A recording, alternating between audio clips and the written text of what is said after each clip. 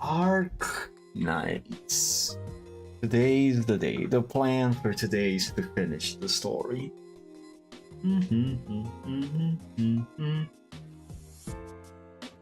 Hold on. Before that, I almost done with the vector thing. Almost.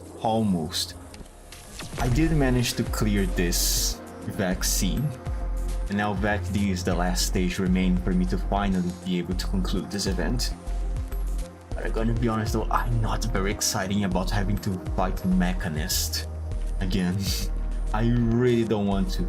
Especially, not only Mechanist, all of these guys together.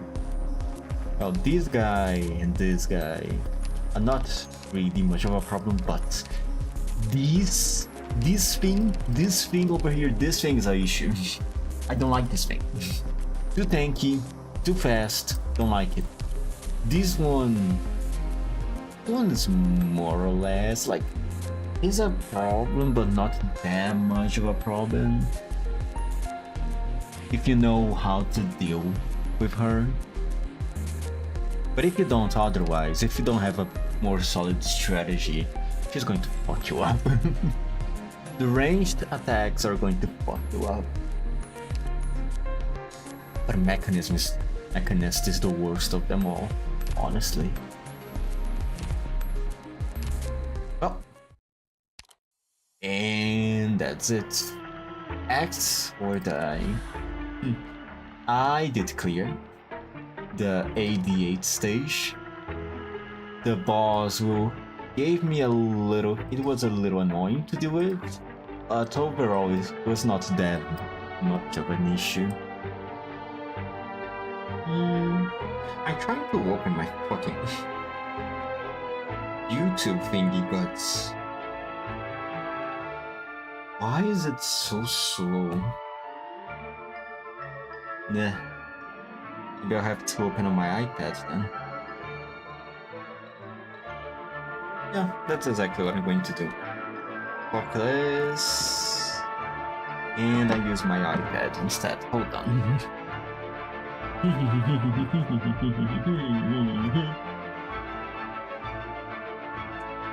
And go there.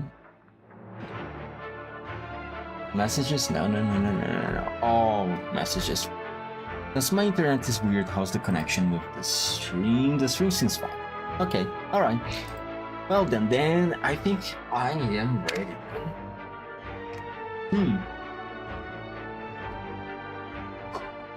Let's go. AD7. Blood Diamonds song. I cannot hold back any longer. Okay. Go.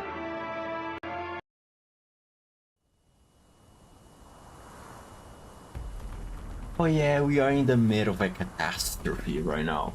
Everyone is almost set to die. How exactly are you going to fix the situation, I wonder? Because the commands of the ship were supposed to be destroyed by Moira, right? Well, maybe we can still evacuate everyone. Yeah, maybe. What the? This is Greta's plan for the shoot? The Originium storm right in our faces. What are we, some sort of suicide? No, you did not. Why? Why? Localization team, why? Just why? What are we, some sort of suicide squad? No way. This has to be the killer's doing, right? Don't you hear the explosion earlier? Someone blew up the plate's cockpit. There's no way we can slow the place down or change directions now. Right now, we are only barely in contact with the storm, but once we hit its core, they're not gonna find even a single brick of this plate. Right, enough. So who in terror was it? The revenge wasn't enough for them, so now they are gonna take out the rest of us too?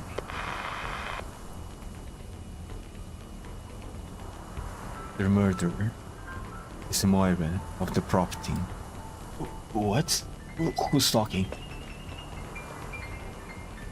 I said the killer responsible for the 3 murders is Moira. Moira? You're kidding me?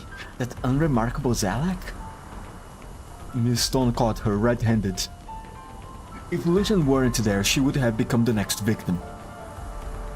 So, where's the little rat now? I'll go find her myself. And what's the point of confronting a psycho killer when you can't even save yourself? Jonas's explanation. What if she gets innocents killed? You think I haven't thought of that? I already switched the wireless comms to broadcast mode to ensure I survive this. I'm sure everyone outside the plate has heard the truth by now. The killer straps like a rat. I have to live, I have to. As I get back to Central Rankwood, all the bombshells I've collected these past few days will be enough to buy me a villa in Siesta. Shit! The plate's tilting towards the Originium store again. Right, the land boat. We can use them to escape. They're gone. What? I went over to emergency escape cabin earlier and they were already wrecked by the storm. Every last one of them. Oh fuck. Then what the fuck are we supposed to do? Lucian, what even is your plan now? If you have one. If you want to save these people, honestly I don't even know if he wants to. There's no way out for us now. I'm going to die anyway. I might as well take the chance to jump off the plate. Cut the shit out. Just move. Anywhere safer than the film set. Let's go hide underground in the engine layer.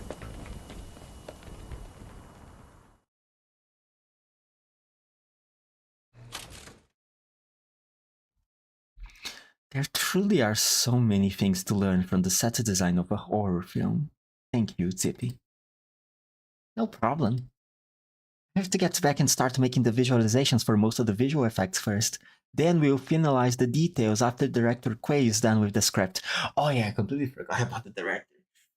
What is he even going to do now? Like I promised, I'm gonna design you a finale that will leave Lady DuPont in the cinema history. Right. I'm looking forward to it. Wait, how long have we been talking about it? Have we been talking about this? Did Molly ever find a way to escape?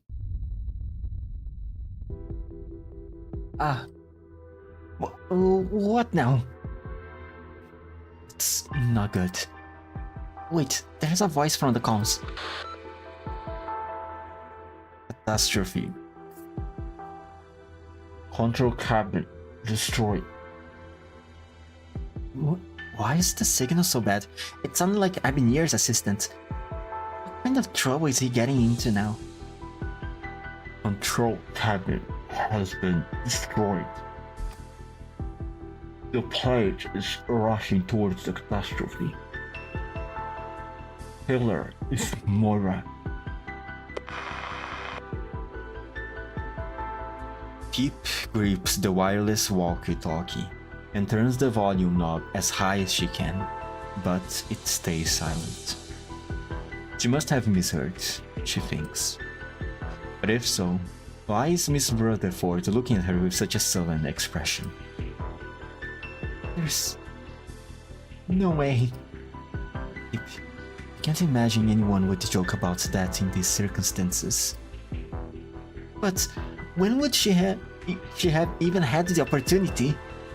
The nights when Shelley, Michael, and Marion died, she was watching movies with me the whole time. Was there really no opportunity? Pippi doubts her own mind. Was Molly really right next to her the whole night during their movie night? No. We always watched multiple movies back to back, so Sometimes she would leave when I was switching out the tape. Sometimes she would say Miss Stone was looking for her. Sometimes it was to pick up something she forgot on the film set. I'm sure you know how she's like, ma'am. She's still new to being the prop master and under like a ton of pressure, but she's super committed to her work. Darling. No. That only explained how she could done it. It doesn't prove that she did. A motive. Why would she kill all of these people she had nothing to do with it? Why don't I know anything? Darling, maybe you didn't know your friend as well as you thought you would. You did.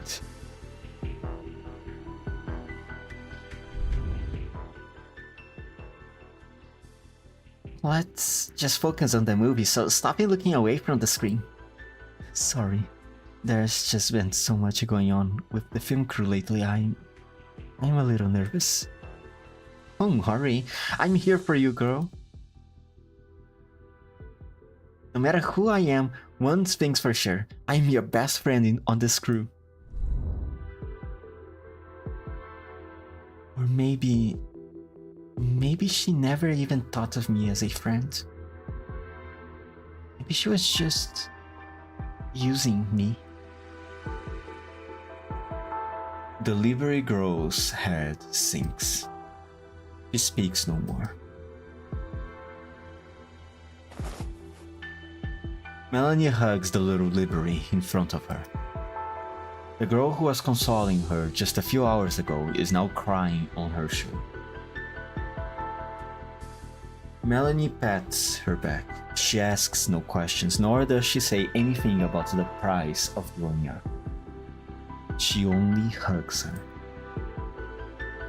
Let's just leave this place first, Tippy.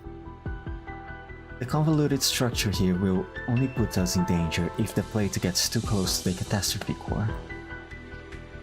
It would be safer underground, though that too may be futile if the plate doesn't change direction. Underground. Over Melanie's shoulder, Pippi spots some of the material they salvaged from the horror film earlier. Underground, the world circles around her. Wait, I got it! What? You have recovered your pep already? No, I figured out how to change the plate's trajectory.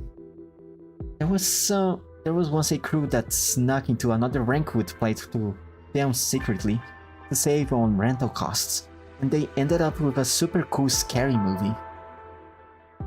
I rewatched it recently, but that plate and the one we are standing on both came from the same batch made by Rankwood, so basically the specs should be pretty much the same. If my hunch is right, there should be another control cabin at the bottom of the engine layer. What are our odds of making it there? Be honest, no idea. But never tell me the odds, I gotta try. There's no point mulling over something I can't answer on my own, only when we are out of this crisis. Will I be able to get the truth from her? At least she recovered a little bit fast, at the very least. Gentle singing. Cheerful whistling. Are you going after her, Lucian? So, this is where you were, Lucian. Oh, how's the body? How's the body? How's the body? Oh, it's fine, it's fine, it's fine. It was my sister's favorite song. On breaks between shooting, she would often look to the sky and hum the tune. I thought you had already woken up. I did. Thanks to you, you showed me the truth I was blind to, and how cruel they truly were. Then, what are you doing now? A rumbling comes from beneath their feet. The Rankwood plate rushes towards the catastrophe as the crew panics. No one would think to enter the prop room now, when they should be escaping. But it is at this very moment that the prop master gets to work. He goes around the room, fiddling with one mannequin after another, dressing them in clothes, correcting their postures. Her earnest focus is fully on them. I only just remembered how I recognized Aurora. If you will allow me a guess, you met someone. Yes, a very gentle feline.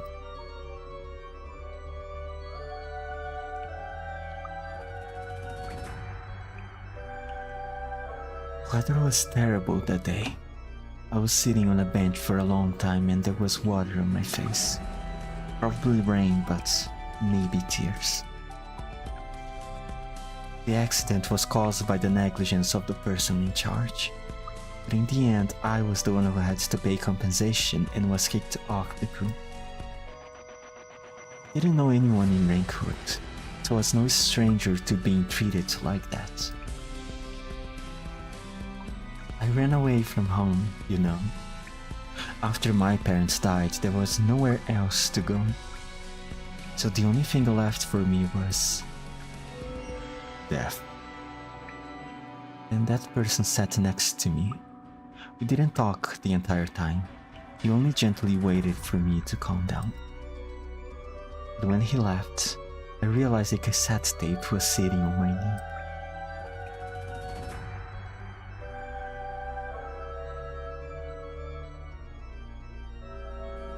That man brought Laura to my life at a time when there was only darkness. She became my sister. She protected me, encouraged me, and helped me pull myself together. Oh, I see.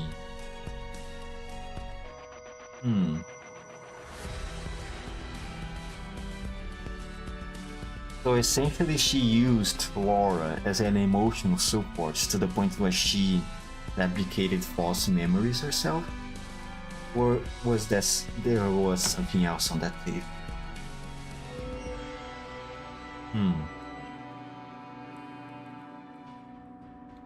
Laura was already long dead by then. Her background, experiences, and even appearance all resembled yours. The man gave you motivation when you were at your lowest. It was anger, confusion, and deep-rooted thirst for revenge. No doubt, that was no better than before. Was that grief I saw flash through my eyes? Or pity? No, that's not it either. More like understanding, sympathy. Did something similar happen to you? You know him. Of course.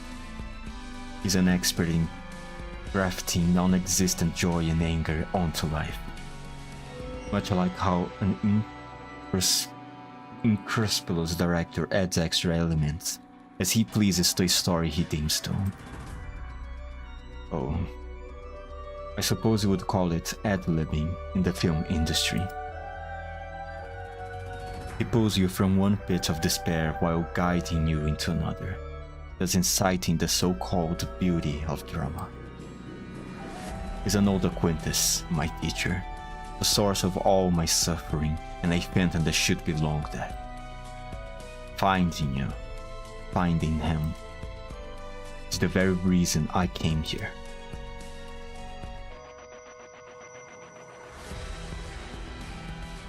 Moira, I'm sorry for denying all that you have. No, it's not like that. Moira finishes arranging her last mannequin and returns to the center of the prop room. She does a curtsy in Lucian's direction and lightly taps her fingertips. Lucian then realizes something has changed and looks over to see that very mannequin has come to life. Wait, what the fuck?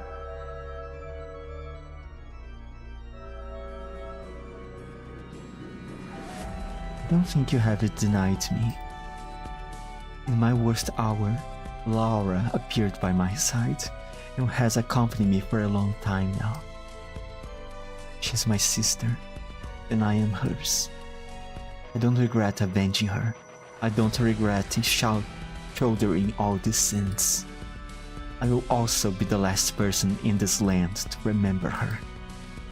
I cry, I laugh, I rage, I doubt, I hate, I grieve, I yearn. And as I have them, these intense feelings I would never have had before. I am alive. She lost her mind. The mannequins begin to move. Oh, is this her arts? She has arts. Lucian recognizes who they were modeled after. The deceased Dalton, Shelley, Michael, Marion, and also Moira herself. Moira stretches out her hand and holds her mannequin's hands one by one as they move past her. No music except the trembling ground accompanies their movements, but the tiny Zalak prop master seems to have become the most passionate dancer on the land, as he embraces her myriad. Strange, yet elegant. I should also be thanking you, Lucian. You helped me realize it. When there was nothing left of Moira anymore, I felt as if I became a mirror, and that I could become anyone. Wake up. Satisfaction born from despair is nothing but poison. I've never been more awake in my entire life. Would you also like to become my dance partner? Just like them. As Moira finishes speaking, her dance partners throw themselves at Lucian.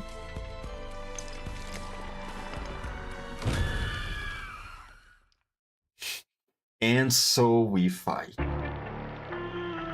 Huh. So it was an art. I was... Okay, because when it got revealed that Laura actually never had a little sister, I fully thought that maybe her mind was tempered by some sort of arts.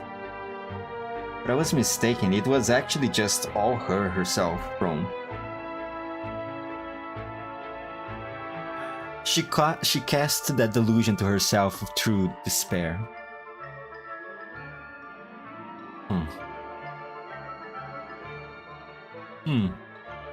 Very interesting. But I wonder, it is such a thing that how far ahead could have the group leader have planned this? Was there really any telling you that Moira would become so emotionally dependent on the image of Laura that she would start this whole revenge plot against the crew?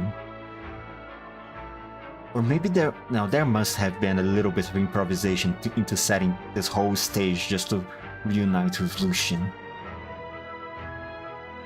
These people are crazy. These people are fucking crazy. I hope Lucian will be able to kill this guy. But something tells me he probably won't be able to kill him. The guy, the feline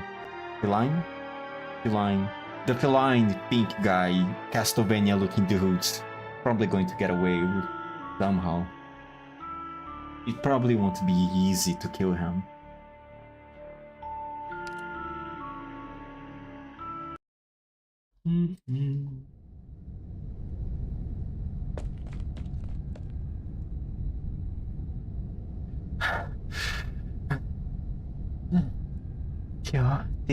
Jill, deep breaths. Remember how the plot went in that movie? The heroine had her friend pick up a weapon and hide in a storage room to the left, while she herself ran the other way. Storage room. Alright, the route matches up. Down we go. It's kinda dark in here. Oh, dark is good. There should be a hidden door around the corner. Straight ahead. And at the end of the corridor, there should be a backup control cabin. She knew all the mannequins chasing down the squad where her friends work. Whose squad pointed their fingers at her friend, and she was mad too. Gotta get moving, old mannequins say. Oh, what a coincidence. What are you doing here, Tippy? Figure out how to change the plates there, projectually. We can avoid any more casualties, so let me through ASAP. There's a way out of this? Listen to her lies. Isn't she the Crumpet's best friend? We could have been covering up for her this whole time. Who else could we have missed all this happening right under our noses, right up until we are about to die? She tries not to think about her friend's betrayal, even though she still has things to say. She ignores the crowd mocking her. They're only attacking her to protect themselves.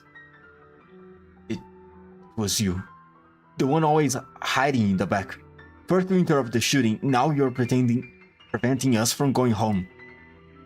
She wants to save everyone, including her friends. She wants answers. Stop her! Don't let her through!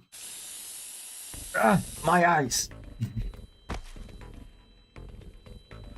Pippi grabs the spray gun from her belt and glares at the fearsome weapon-wielding crew.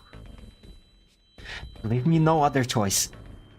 You guys afraid of one girl? Get her! The murderers, the catastrophe. The film crew was already on edge from having to hide in the engine layer, so the spray painter's behavior only arouses their pent-up anger. Their self-defense weapons scrap the floor as everyone rushes towards Stippy. Her hands are trembling. There is no way she can take them all alone, and she prays the hover unit on her back will work. Her final trump card. A black creature shows up at the corner of the corridor. Again with a freaky expression, man. Oh, she must be enjoying all of this so much. It is as if the noise drew her here, but also as if she is merely passing by. No one notices her as they rush by, their heads filled with all sorts of extreme emotions. Miss Christine takes a sniff, and the rushing crowd slows down in her eyes until they freeze in place. Anger, extremely spicy, but without a little sour envy to balance it out, it tastes a bit off. Panic, bitter and hard to keep down, but a little dash of sweet comfort will turn it into a nice dessert. Grief, a salty mix of tears and sighs that brings unnecessary trouble if too much is added. Must be careful paired with other flavors.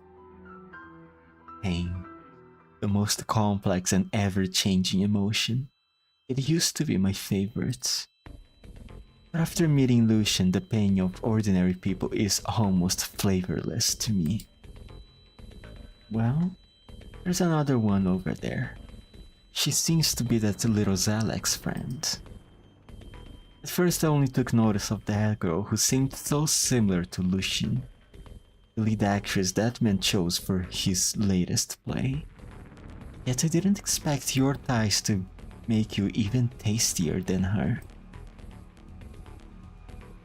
Miss Christine shakes her tails, her eyes moving between shadows on the ground until they lock onto Tippy's silhouette.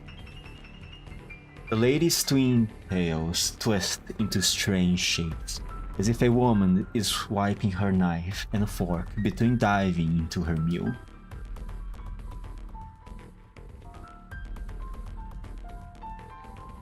Oh, she's being freaky. I ought to gift you a small reward. The lady glances at the crowd rushing towards the library. A little exercise to aid digestion after her meal, she thinks.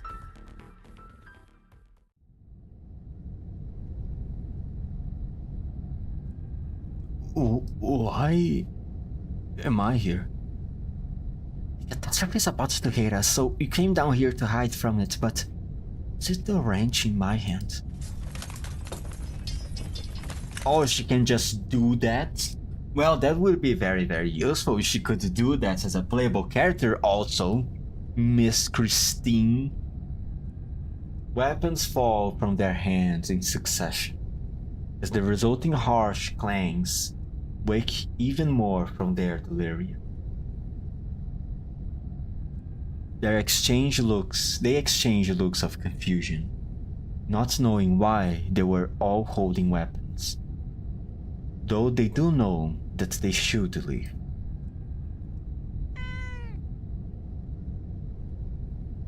Miss Christine? What are you doing here? How come they are leaving? When they were rushing towards me, I suddenly felt my whole body go cold, and lots of different feelings woke up in me at the same time, like they were fighting. But then a breeze blew by, heard their weapons drop, and my body wound out too.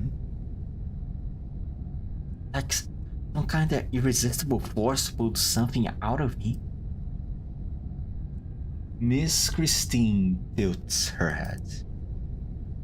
She taps her tails twice on the floor, successfully attracting the girl's attention, then points in a direction. They are right in front of the control cabin.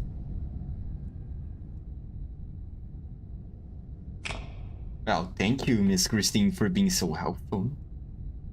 I really, really, really, really, really appreciate it. This place is older than I thought it would be. Wow, the devices here are all previous gem stuff. That's good news for us, since they are all sealed off to prevent dust and corrosion, and there's no smart locks on anything. Even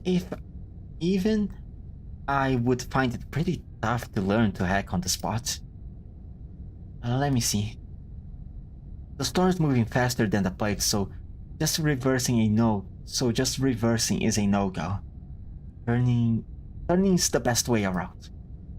But trying to change direction when the plague's already so close to the catastrophe? No, I can't worry about that.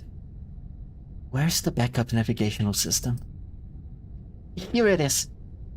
First open the lock. Great, I am. And PP takes a deep breath and hopes she remembers the steps right. The lever all the way down. Bang. PP is thrown against a wall by a huge force. The entire engine layer shakes, with all sorts of strange mechanical noises ringing throughout the tiny space. That was the plate's waist jerking around, with every segment of the threads below now trying to respond to the change. The steel giant under her feet is now fighting its own immense and unstoppable inertia by steering sideways, trying to avoid the storm right up ahead. Pippi feels her teeth ache. She does not know if it will manage to turn in time, or how long it will take. All she can do is pray. Even a little shift will do. We will have a tiny chance as long as we don't hit the storm score. It has to work. It has to work. I have to see her one more time.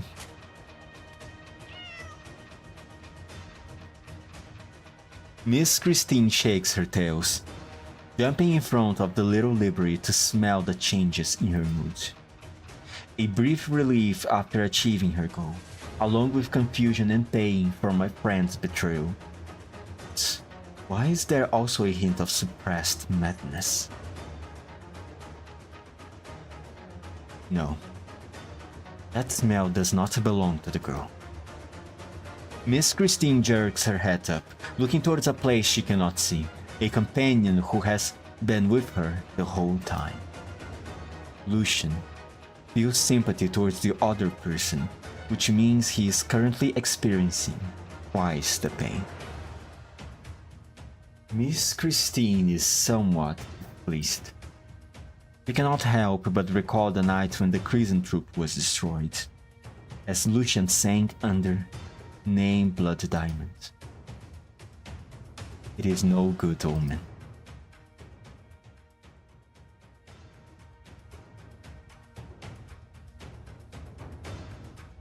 How are you so calm, Lucian?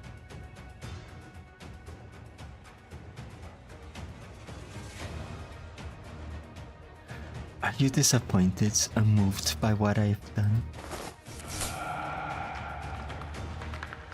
A mannequin pulses on him. While it is an inanimate object, Lucian feels a strong, depressive aura that suddenly turns into elation and ecstasy. As Lucian touches the mannequin, the emotions turn into energy, forcing him backwards. Dalton. There is no doubt, these are the feelings Dalton had right before his final rehearsal. Why don't you fight back? Do you have that little interest in me, babe? But ever since you played the part of the master and spoke those lines about fate, I haven't been able to take my eyes off you. Michael. The mannequin passes on Moira's emotions as she turns into Michael, the excessive yet artificial man who always wore his heart on his sleeve. What emotions are you hiding inside yourself? Let me feel fear and danger, so much danger. Shelley. In the final moment of her life, the neurotic coordinator was completely wrecked by her own fear, turning emotions into tangible energy, and any object that passes through your hands become a medium to release it. So these are your original arts. I see why he chose you, why he led you to become what you are now. Prop master, strings, puppets, all images born just for the stage. When you forget yourself, a person becomes a play. Join in our performance, Lucian. You're right, and that man roused my abilities. Then, as his real student, you will make the best dance partner. Moira laughs and cries loud. 1,000 expressions flash across her face, filling the prop room with a suffocating energy. There is no air for Lucian to run. Fine. What? Moira, I will sing for you, as you wish. The Blood Diamond song is a kind of misfortune, for both myself and the audience. I will rip my throat apart, sending pain straight into your ears, and you will either die or spend the rest of your life with its melody reverberating in your mind. If you willingly ignore the truth in your hands, if you're satisfied by such falsehoods, if you can only approach him by destroying yourself, then allow me to relieve your pain and enter the stage once more.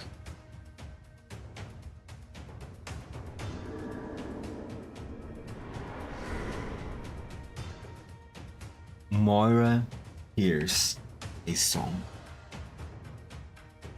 The emotions within flood into her, overwhelming even the song itself.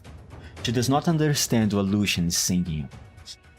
He only feels joy, fear, doubt, rage, hatred, and sorrow, 100 times stronger than her own.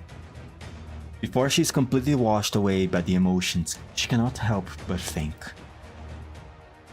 What sort of experiences must one go through to understand such revelations? Or was he simply forced to learn it all within the despair of having nothing?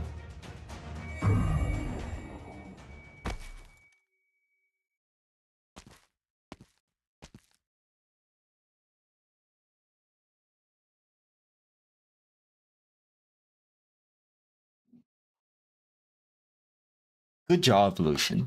Good job. Good job. Dealt with the situation. Sadly, this is definitely not over yet. Is it raining? I can't really tell because there's there's a piece of plastic in front of my window. I can't really tell. The troop leader, White Flower, is still waiting for us. Oh, sorry, this is not the narrator. The troop leader, White Flower, is still waiting for us for the curtain call. Why have we come here? This is just a river. There's nothing here this time of night. Oh, there he is. There he is. Castlevania boy. I am afraid White Flower will be upset by tonight's sparse audience. For this river here is the final stage. Tell them, playwright, what does the revised ending look like? The magician's assistant and the lucky audience member, who both died on stage, are stuffed in proper boxes and thrown into the river. Once the dust settles, they will wake up and emerge from the river under the stars. They use their story deaths to distance themselves from their prison of nightmares.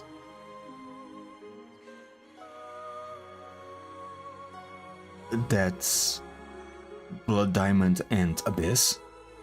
Wait, didn't they return to the castle already? Why would they be here?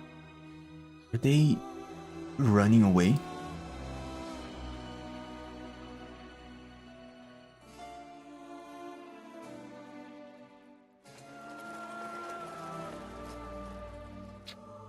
It seems our travel plans have been interrupted, Abyss. What? How? The magician's assistant and lucky audience member came back to life. No, this is true magic. With this crowd looking on, it would seem he's a fan of this new improvised ending. Let's go back. He's waiting for us.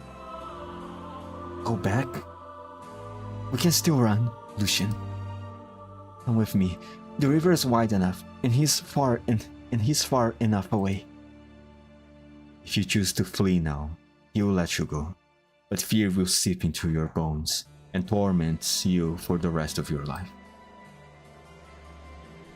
I will go back to him, learn all his skills, uncover all his secrets, and then destroy it all. For such is my wretched fate. Pete, are you sure it's not just proof that you have become entranced with the troop with him once more? If this is the pain and despair he has given me, then I will become his fate. Somehow I always understand him and his twisted aesthetics. Yet you never listened to me. Or maybe you never really wanted to escape. You have spent far too long trapped in this nightmare. Find them. I hope the Crescent Troop's Blood Diamond will grant a former friend one last favor. Don't chase me. Don't come after me.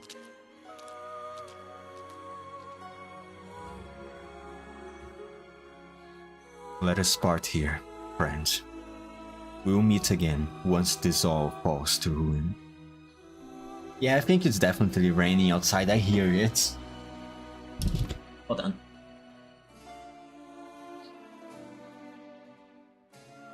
Oh yeah. Oh yeah, it's raining. Nice. Finally, it's not going to be so hot anymore. It's been really hot lately, and I don't like it. Let us part here, friends. We'll meet again once this all falls to ruin.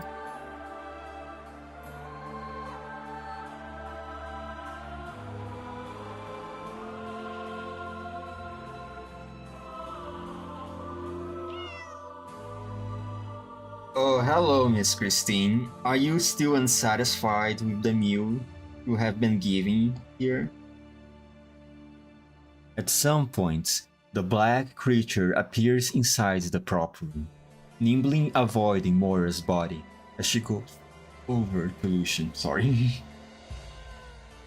With his knees bent halfway and surrounded by mannequin parts scattered all over the ground. For once, Lucian doesn't perform the gesture of a proper gentleman salute to. The lady is even more displeased by his actions.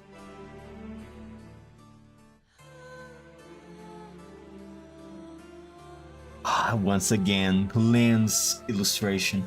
Lynn's have been doing a lot of illustration for Arknights, haven't they? I recognize this art style anywhere. You haven't sung in a long time, Lucian.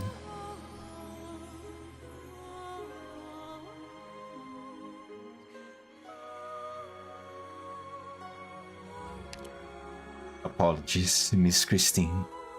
Did you hurry here as soon as you could? Bleak's tales without comment. What a terrible scent. The Zalak compelled you to use your arts, as well as the skills you were so determined to abandon. You do know what sort of situation you have put yourself into, yes? Chaotic, disorderly, uncontrollable, like a ball of unruly yarn I have yet to sort out. You wish to face him, even end him, as you are now? That's why I have come here, Miss Christine. When I stood up from the river as Shallan continued to sink below, my mind was already made. This is the performance I have repeated the most. I cannot refuse, nor do I want to. Not until the true end comes. Fine. Perhaps you will become a monster. Listen, Lucian. Lucian stays still and does not look up. The lady signs and her azure eyes light up like never before. She shakes her tails and her body splits into two identical figures. One walks into Lucian's shadow, while the other remains sitting before him, staring. Both Miss Christines speak in a staggered pattern, like a strange duet. This way, she ensures Lucian will hear every word she says. To be honest, I much prefer Phantom. It implies nothing good, but it is a name you came up with yourself. Humans are so troublesome. Sometimes I miss the cafe where we met. Your emotions are much more complex and slovenly than they are now. Still far better than today. Bitterness of your obsession is making me want to sneeze. Omit him if you must. If you turn into a madman, I will devour all your emotions, no matter how hard they may be to swallow. If you cease to exist, I will haunt him and figure out a way to make his life miserable.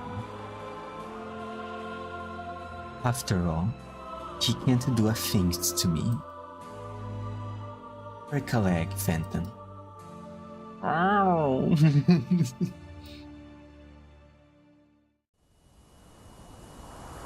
I had to awaken my inner furry for that morale right there. I hope you appreciate it. Hurry, let me into the underground passage. Hey, did the storm blast your eyes blind? Do you have any idea how long I have been on this queue? Why I ought to teach you a lesson? No pushing or shoving, people. The passage can only fit 2 at a time, so don't clog up the entrance and leave space for those behind you. There's still time to get everyone in. Miss Stone, The plate's western paths and outer guardrails have been destroyed by a storm. If this keeps up, we won't be able to hold out for long, even in the engine layer. Send people to move supplies in. If we can survive this calamity, no, I'm sure we will make it through. Miss Rutherford, you should hurry inside. The storm will tear your dress into shreds. This is the wind she felt. Huh? What did you say? Nothing. Did you go looking for Tip to discuss the backdrop earlier? Where is she? She seemed to have figured out something out and took off. I couldn't catch up to her. And we are supposed to be the Arknights. In the face of a catastrophe, not one of us is a cool-headed and brave as hers.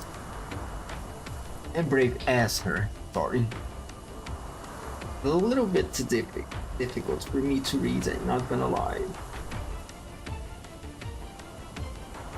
She doesn't know what fear is yet. Only by experiencing it, hoping through it, and getting crushed by it, will she understand just how idealistic it is to keep going. Is that not the difficulty and charm of film production itself? Tell me you wanna finish shooting this damn movie even now.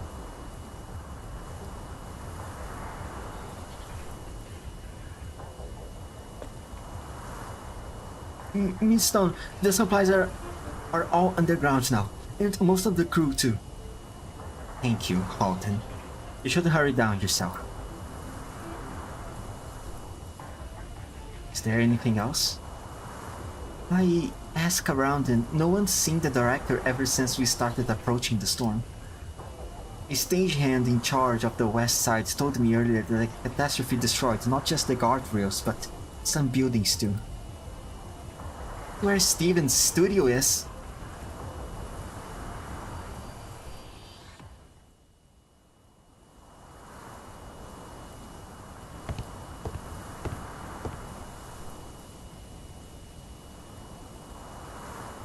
The storm showers originian dust all over the exquisite dream created backgrounds. In an instant, only the blackened skeletons of a dozen sets remain slanted supports scattered all over the place, like a cage crushed into pieces. Lucian pays closer attention to the wind, and it brings more voices. Shouts and sobs, scolding and cursing, sincere prayers and subconscious wailing. The hands of fate and the play stage by nature will not allow everyone time to take their positions. Lucian walks into the ruins. He sees a figure that absolutely could not have showed up right here, right now.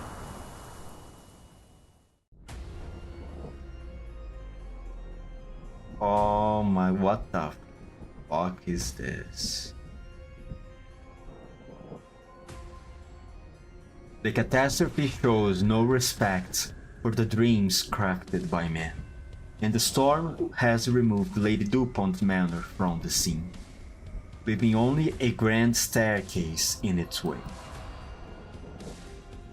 Thick clouds lie low, but stage lights still shine onto the steps from afar, turning the ruins into a stage. A middle-aged man slowly walks up the stairs. Dalton. He tugs on a curtain torn apart by the storm, trying to restore its neatness and beauty. Finally, his efforts pay off as the dirt and dust fall off the cloth, revealing its original shade of red. He grips a bottle in hand as usual, but it is not at all a listless drunkard. He checks the stage right before the show begins. There is no one more dedicated to the work than him. Your habits haven't changed.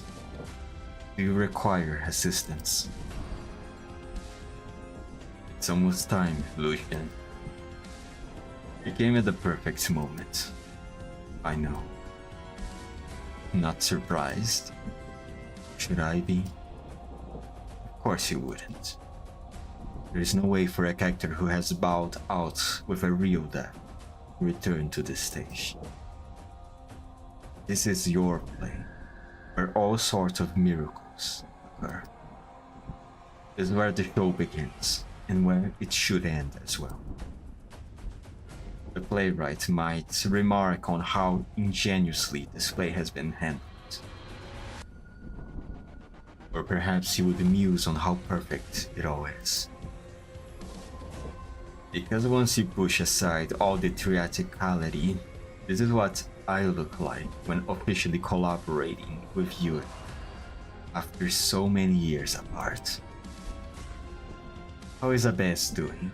Oh, my apologies. You are more inclined to call him Charlotte, I believe. Traveling, gathering inspiration, disaster relief. In short, he won't be showing up here. Of course, the Crimson Troop has long since ceased to exist, and I am glad to see the both of you walk out from days. A new role, a new life, a new home. I see the company known as Rhodes Island has provided you many a revelation. But you? Why have you come here, child? Should I not have? No. You are our most important individual. As the curtains are about to fall on this new... I am already on stage, after all. Of course. The marvelous scene we saw at the opening of this show. Dalton personally handed you the weapon that would kill him, and his death raised the curtains on the story. And you witness it all through his eyes. Lucian, surely you felt something was off the moment you held the knife. Right. I thought so. It was weird that he would not be able to recognize the difference between a prop and a real knife. For an assassin as experienced as he is, he must have felt the difference.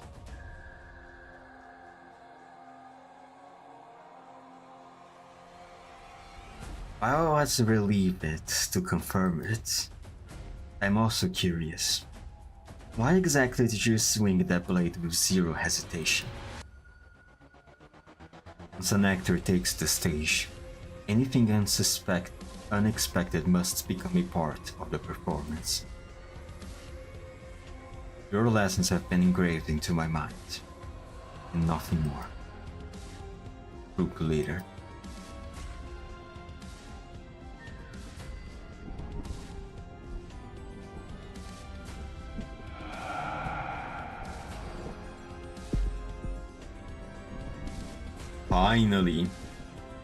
Finally, the Castlevania is here.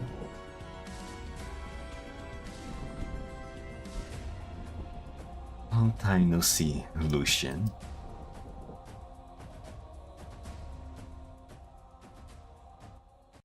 And now we break his balls. Let's go. And now we stab him 28 times. 28 stab wounds.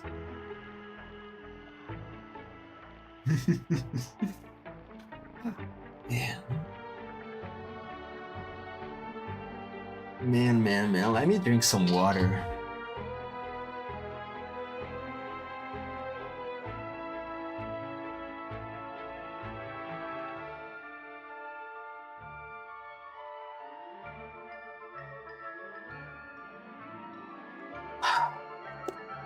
Now, let's start the grand finale of the story. AD8. Take a bow. Lucian, my blood diamond, my child. Take the stage with me. Bow for the curtain call, and let us live a new life together. Kinda creepy, not gonna lie. AD8. Go.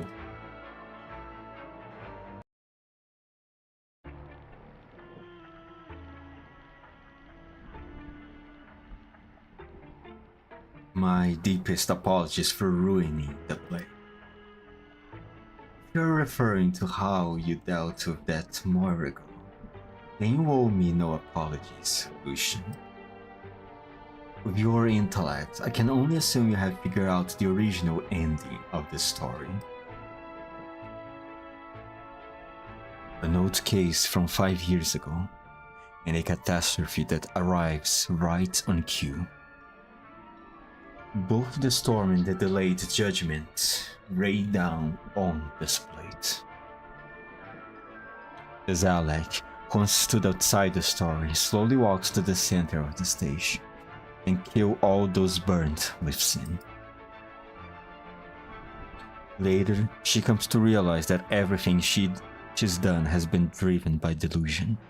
She awakens, hollowed out, broken, and judges the last remaining soul, herself. And you? In the script, you are the messenger who happens to pass through, an insignificant newcomer to the cast. You are so far removed from the core conflict, yet in the end you become the one who ties all the threads together. The more unexpected the coincidence, the more shocking it is when the inevitable unfolds. This is the allure of drama, something you and I have experienced countless times. So, you haven't ruined a thing, have merely added to the performance. Just like you have done for the truth.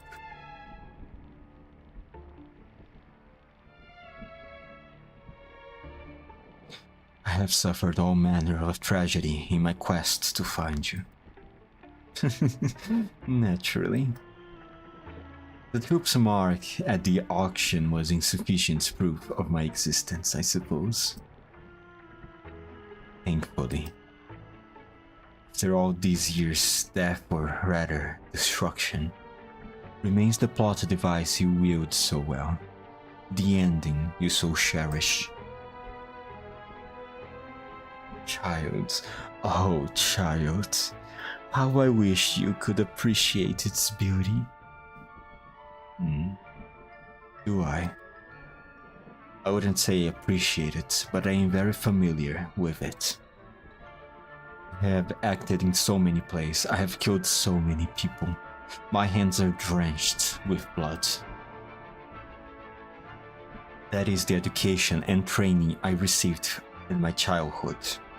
The life you instilled in me.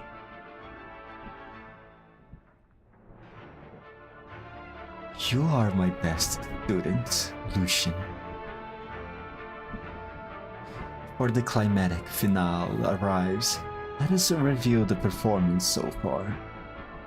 You and I know this routine all too well.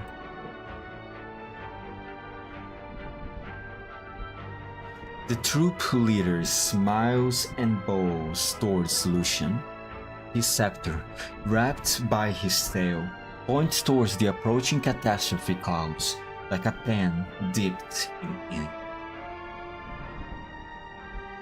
A familiar scene unfolds before Lucian's eyes. He knows he can't refuse. No, this is what he came for. Lucian gives a slight nod. First, we have Dalton.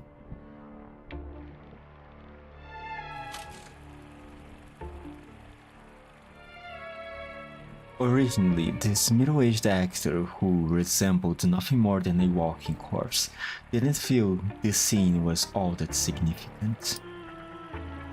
He offered up what little lucidity he could muster, summoned the last dregs of his acting instinct, recited his few remaining lines, and held out until the director called cut.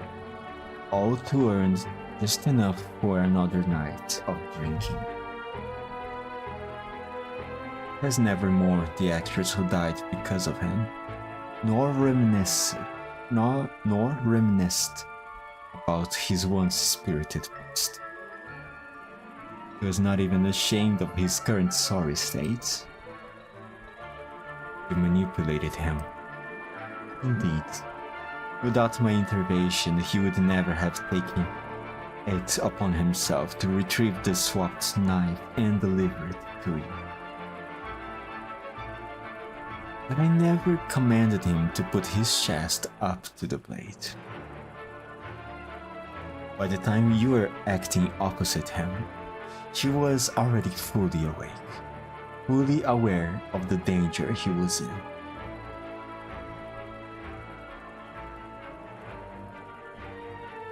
Lucian, your talent shines just as brightly in film as it did on stage.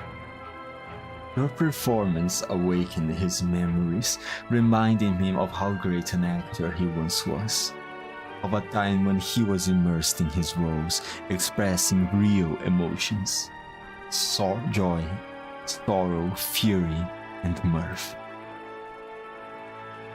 In that moment, the messenger slipped fully into character, while the looming threat of financial ruin warped the Sir Dupont thought. He had to cover up the truth. He had to do whatever it took to kill the person before him, without pausing to think that his own blade might be turned on him. You were right there with him. You know better than anyone just how intense his fear and anger were in that moment. As a farewell performance, it was nearly perfect. Indeed, death's imminent approach did not frighten him. Instead, it ignited his competitive fire, which had long been dulled by drink. He performed with unrestrained zeal.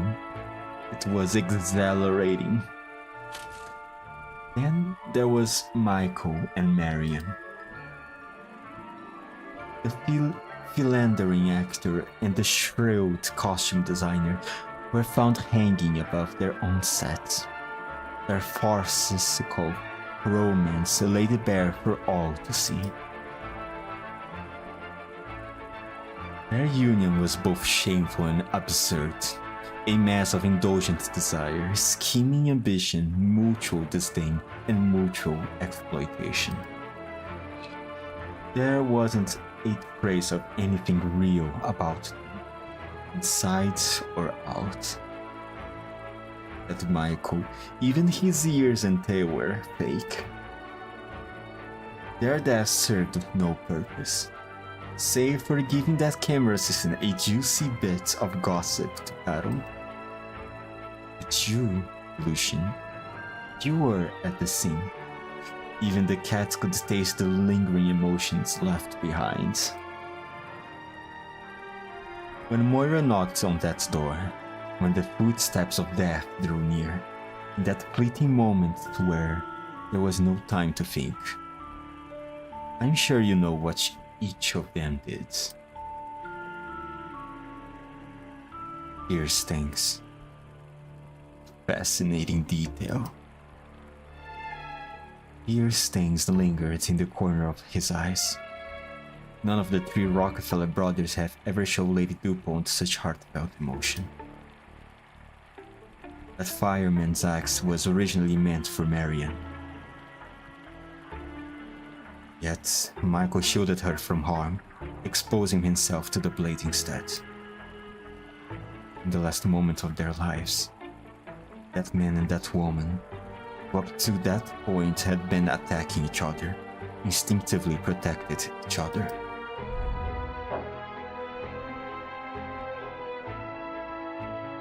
They confirmed their true feelings for one another. Although this, by itself, is not worthy of praise. You're correct, my child.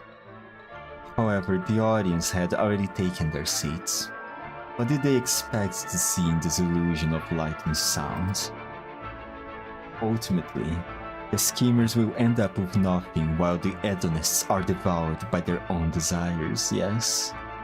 Naturally. It's the neatest kind of story.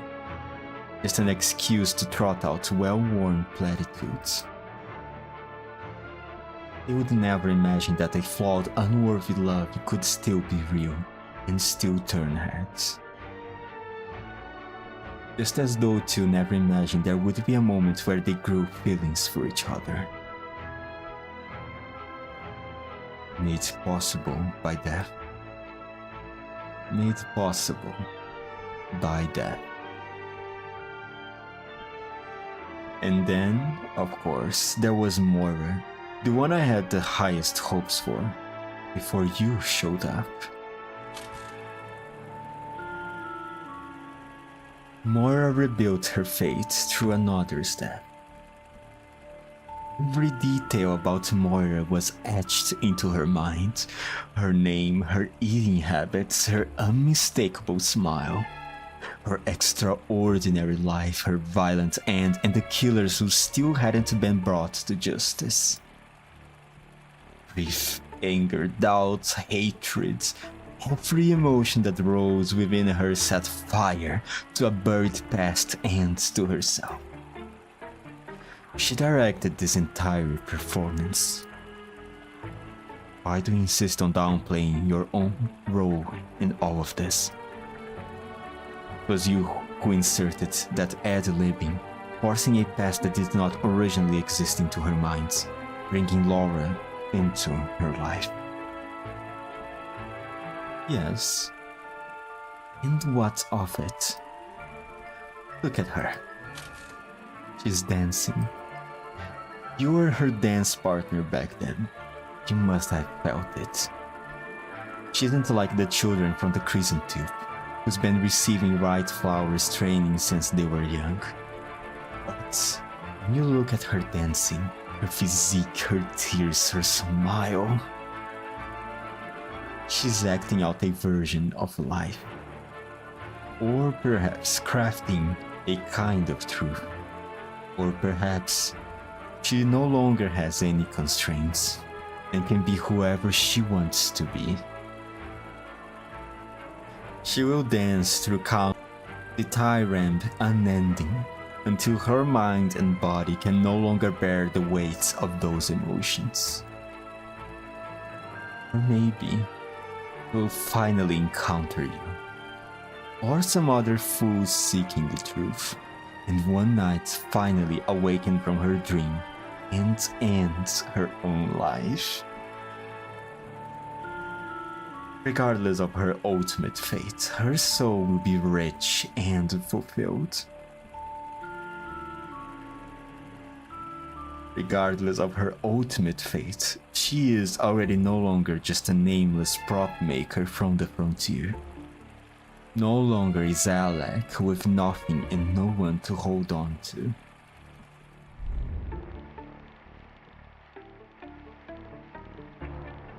You are as talkative. You are as talkative as ever, Rookmaster. It's been a long time since you have spoken about someone with such passion. Not since you, Lucian. Don't deny that I have exerted my influence on Moira. I've encouraged her, just as I once encouraged you.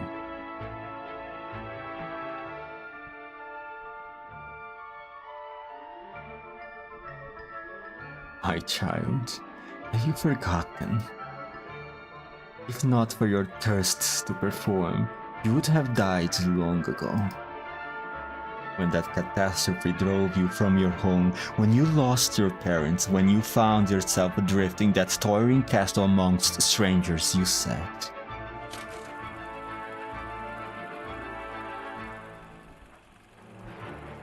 "Only when I'm in character, on the stage, that's the only time my loneliness disappears. The only time I feel like I belong."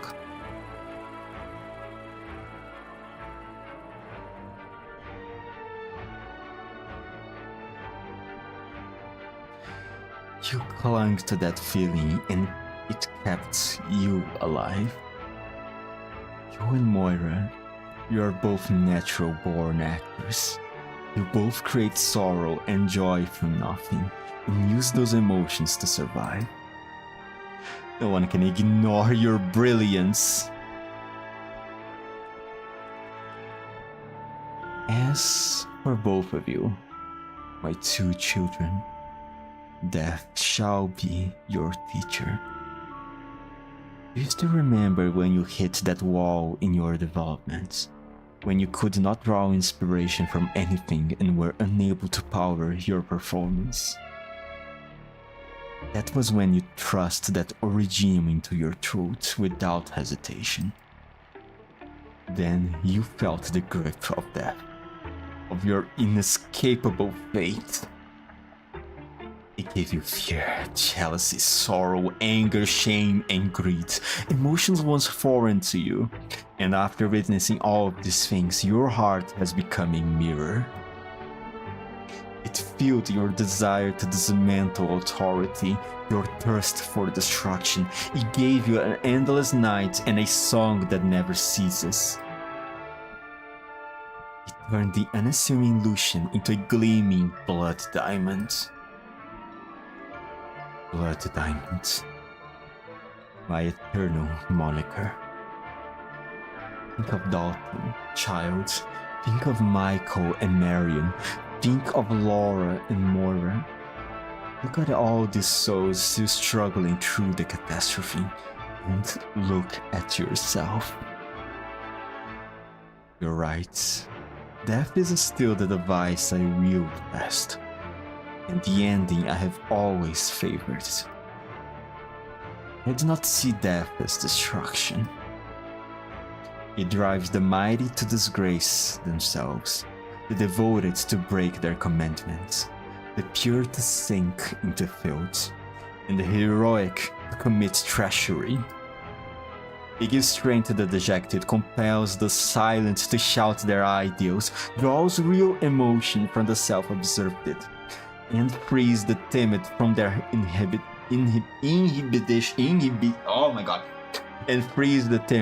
inhibitions. It shows climbers the next foothold and drives the farsighted the courage to leap. It turns self-proclaimed beacons into the real thing. It sows meaning and waters flaws. It cultivates truth and fertilizes falsehoods. It turns dying flesh into blooming flowers and engraves what would fade into a trace. It is agony without relief, an overflowing inspiration. It is drama's cause and consequence, its flesh and its soul, the great force behind creation, the law and tether that binds every ideology, every style, and every exploration. It is the appointed end, where all things return to dust. The troop leader turns to Lucian, that same smile still lingering on his lips. The winds and sand howl around them, but he remains unfazed. Child, it is also our chance to reunite.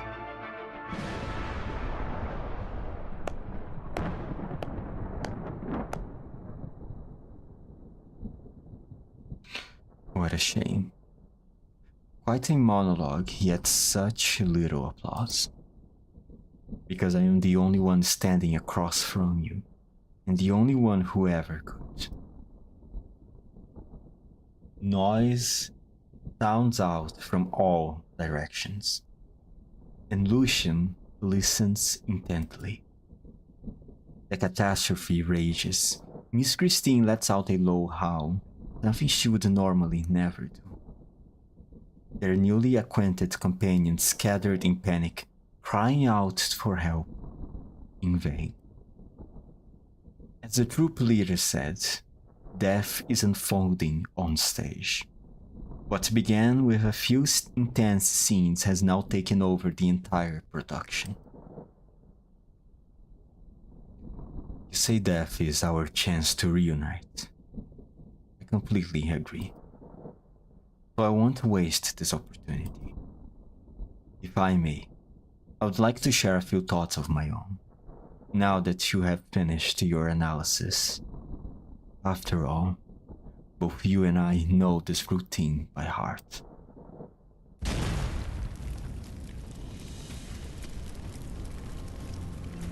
The storm snaps off part of the scaffolds, sending a shower of sparks. A nearly rug catches fire, and the flames leap dangerously close to Lucian's side. But he does not even flinch. He stares intently at the person standing before him and removes his hat.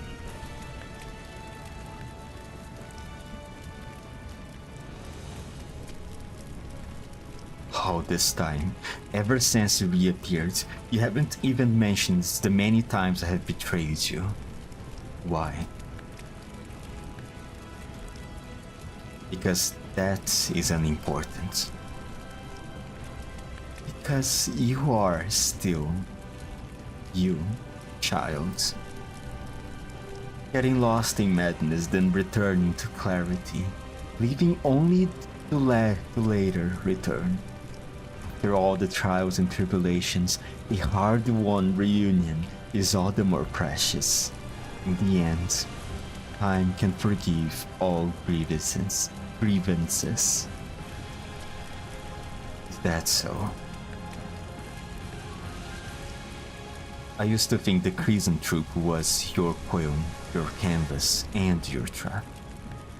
I thought that in this chaotic world, your audiences sought solace in your performances. I thought you were omnipresent and that no one could escape your grasp. Which is why the plan that I, Shalyn, and the playwright came up with failed. Back then, I was young, naive and full of pride. We believed we had seen the troop for what it really was. But our carefully planned escape turned out to be just another act in your grand play. In the end, Talon fled from you in fear, while I came to you. You returned to my side. That was the moment when you decided to learn all of my techniques. You resolved to learn everything you could about the troop, then use that information to destroy it. Your plan was to use death to stop death, and to use destruction to stop destruction. White Flower, Blade and Shadow, the teachers you once learned from all died by your hands. As did I. I remember my voice, wild and cracking with rage, and the sudden warmth that surged from your chest the moment the blade went in. I thought I had destroyed the Crimson Troop for good. And despite all that, I still failed. You didn't die. Because death is ever present, and drama is eternal. Eternal, yes. But after that, I devoted even more time to studying all your greatest works, including myself. I wore down your eternity, and any slow-witted disciple might, And at last, I have arrived. Once more stepping to your proud creation, a theater of death, of tragedy, of art. Now, at last, the catastrophe has finished setting our final stage. Troop leader, my dear teacher, or perhaps I should call you Tragodia. I'm going to destroy everything that is yours. Lucian unfastens the inhibitor at his throat. The exposed Originium crystals gleam as if already rejoicing at the song to come. He offers the troop leader a deep bow. The clouds behind him come crashing down.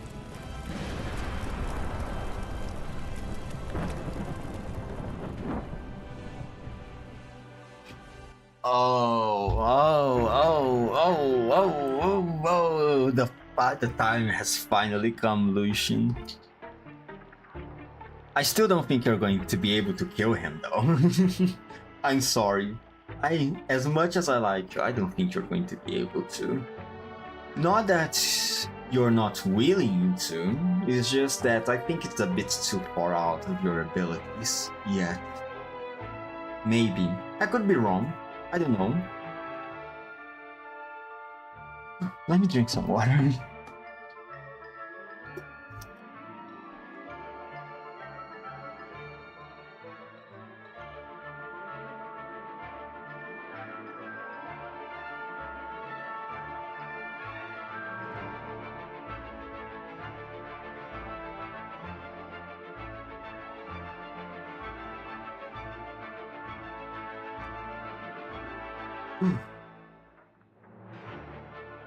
And there goes my bottle. God damn. Alright. Okay. AD8. After. Go.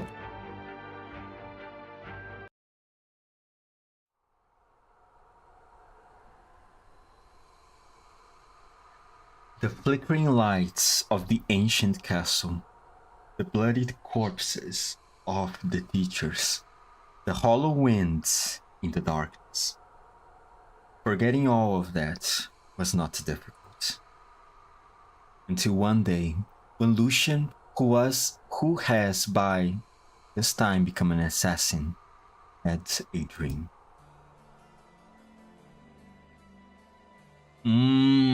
IS-1.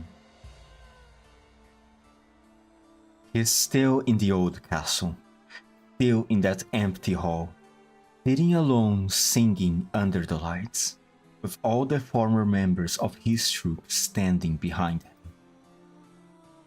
As alive as ever. Child, you cannot truly erase our pasts. There will always be traces of them. Do you think I am scared? No. I have simply confirmed that I have yet to fully tear out the ad-libbing you inserted into my life. In other words, you are still here. But you are correct.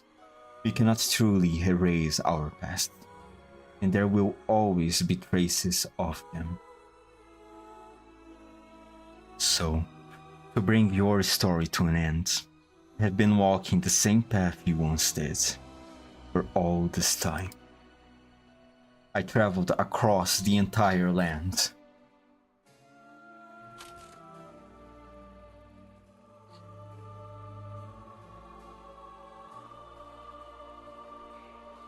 Calais was a Gaulish border city.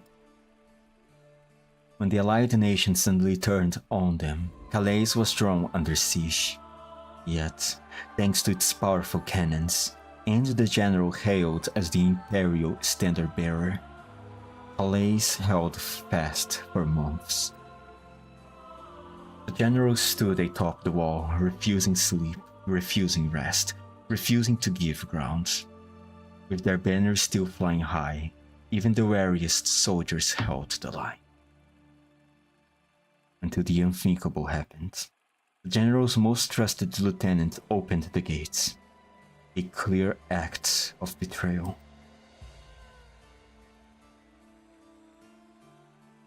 The Emperor of Gaul had given up on Calais, and by them its fate was sealed. The Imperial Standard-Bearer had refused to surrender out of honor, and the trusted lieutenant believed he ought to stand by his general. After all, they had already braved so many life-or-death situations together over the decade. My voice failed a little bit in the end there, sorry. God, Jesus Christ.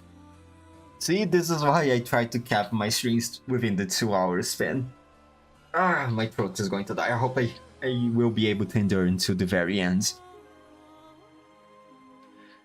He knew that holding the line would only lead to more bloodshed. That the city was doomed to become a graveyard. Perhaps that battle-worn soldier simply realized that, although there was no perfect choice, there was a way that would allow him to atone for his sins. He persuaded the general, who had long since become exhausted, to take a 10-minute break. Then, he seized his opportunity to open the gate. Before the Allied forces could enter the city, he drove his sword through his own heart. That traitor ended up being the most tragic casualty of the war. But that is ancient history now, Lucian. So ancient that many of the details have long been lost to the river of time. Victoria, Britannian, spent months traveling between more than a dozen cities across different nations. In the last, I found the Asian vanguard on the brink of death. The guard had seen the towering flames of Calais with his own eyes. He had found a badge on the traitor's corpse. Two faces turned away from each other, one smiling, the other weeping. We all know what that symbolizes, dear teacher. Then I suppose you made other discoveries as well?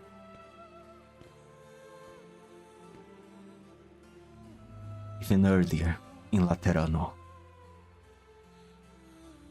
Over 200 years ago, a brilliant cardinal was struck down by Arknights in the plaza in front of the basilica.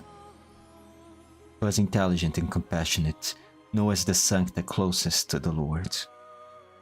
At just 30 years old, he was already widely regarded as the Pope's heir apparent. But then, changed. He grew radical, unyielding, unwieldy, and he started preaching, rallying followers, and reach out to foreign envoys, all in an attempt to check the Pope's authority. Until the situation deteriorated into a religious coup that threatens the entire city-state. The Pope was critically wounded, and the Arknights were deployed. The would-be usurper became the only cardinal in the history of Laterano to die during a coup. No one knows what exactly happens to him. At some point, in one of the Ecclesia Requientem, he had a chance encounter with a passing feline. But of course, this is hardly a lead worth chasing. You must have taken some effort for you to uncover all of this. Indeed, it was quite troublesome. I merely offered that sancta a bit of truth. He was already terminally ill, you know. Unlike the incompetent Pope, who knew only how to interpret scriptures, his own zealousness knew no bounds. But with limited time, he might not have been able to put his ideals into practice, to hear the church bells ring in the new era. In truth, the moment the cardinal struck down the Pope, he came to his senses. He realized that death had never caught up with him after all. His sudden clarity only plunged him deeper into madness, faced with the ruin he had wrought. Yet he chose to walk willingly into the Arknight site. A microcosm of political tragedy, from which many of the troops' plays took root. Quite a pity, isn't it?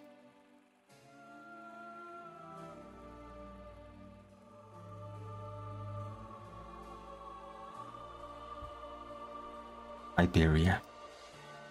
It was during the glorious Golden Age. The lighthouse lit up an approaching ship, only for people to discover it carries nothing but whispering winds from the ocean depths. Ticket stubs stamped with the image of the twin faces were scattered across the deck, and they drifted along with the ship in silence. The lost sailors sank. Sight a young fall to pick the fruits of pain.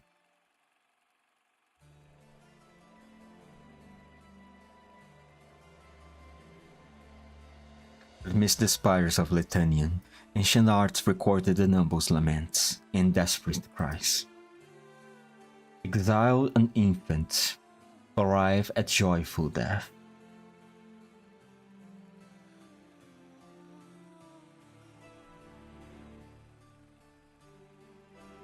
An encampment covered in thick snow. Reeds walk their own path.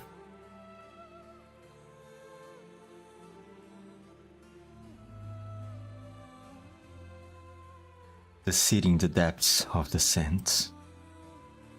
Through tears, falsehoods, and riddles, he leaves the bed of withered flowers.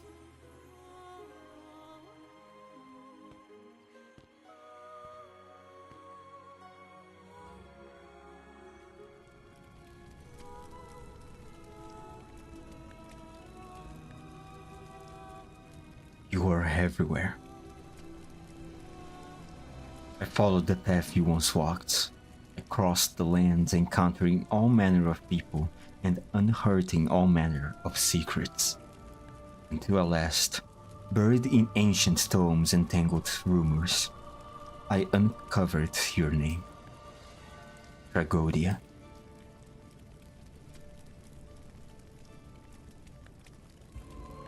However, the legendary Tragodia is a god, beloved by the people. He wears a crown of grapevines. He is both intoxicated and intoxicating. He bestows joy and grace. He greets the farmers as they bring in their yearly harvest, guiding them from wilderness to civilization, revelry and celebration. But the true god of wine is a deceitful caster, a performer, an ascetic, a schemer, a firebrand, a phantom drifting through the currents of history. A long-lived that defies definition.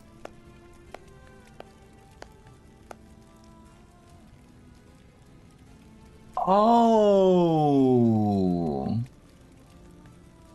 so the thing in his scepter is supposed to be a grape. Are supposed to be grapes, then. I imagine. Oh, that also explains his hair.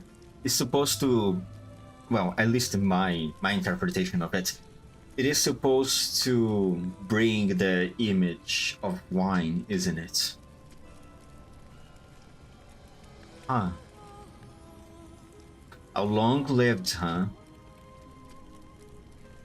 How many of those we have walking around, really?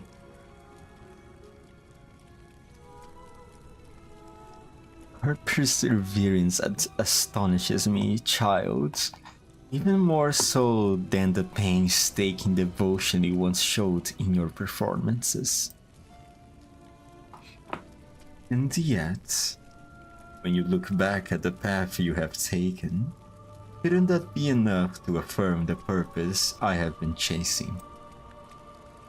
As human affairs faded into obscurity, I found and built what I came to see as the ultimate vessel of beauty. The theater. I have lived long enough to see the very concept of theater become obsolete. At last, after tasting both joy and sorrow, I came to understand the precise conditions under which the most fervent emotions will bloom. I founded the truth, through which I have taught this knowledge to you. Oh, really? That contradicts what I have learned from my research.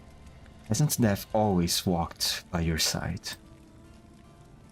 That grand theory of yours about death and destruction was never the result of hard-won insight. You simply believed in it and saw beauty in it. And so did theater. But set aside for the moment the brilliance of or depravity of human nature that emerges in time of desperation, and turn to some more fundamental questions. From Laterano to Gaul, from Iberia to Sargon, from the old castle to this catastrophe-stricken land, you have directed so many performances that shook the soul. So why have you allowed them to be lost to history? You don't want them to be remembered. You exalt the irrational and the unpredictable, so why must every story have the same ending? Ruin. Well, what do you think the answer is, child? Tell me. Because it makes everything and everyone unverifiable, both within the theater and beyond. Because it grants you authority, lets you justify yourself, and turns your so-called beauty into the only possible resolution.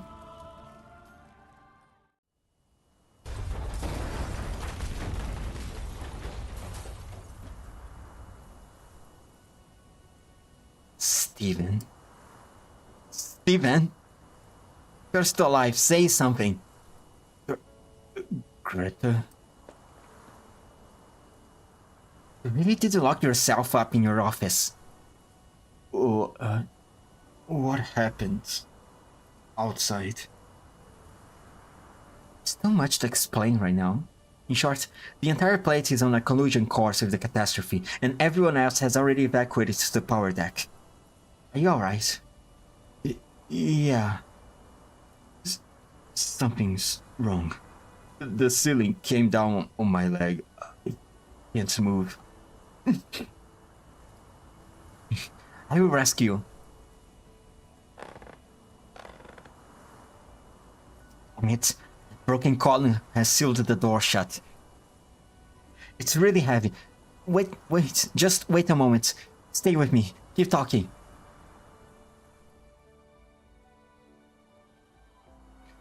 Miss Stone, only now do I understand that I am in no way, shape, or form a genius.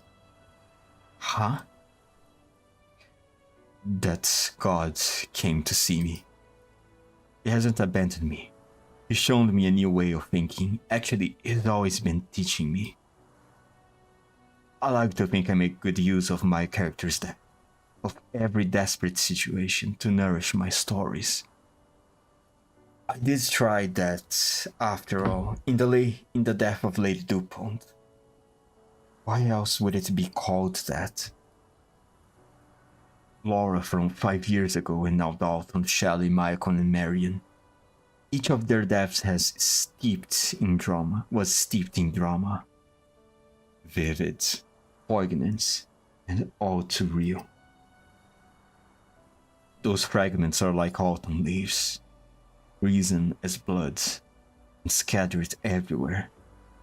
Each one is enough to stain the blank canvas of my mind with vivid color. But still, I can't write an ending that satisfies me. I still haven't figured out what kind of a scene Lady DuPont's death ought to be. If death and destruction are the way of the god of theater, there are the skills a true genius of the stage must master. Well, I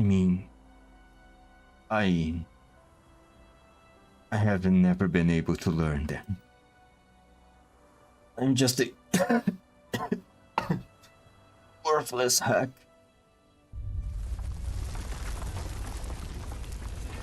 For the love of Borgnine, how can you be so stupid?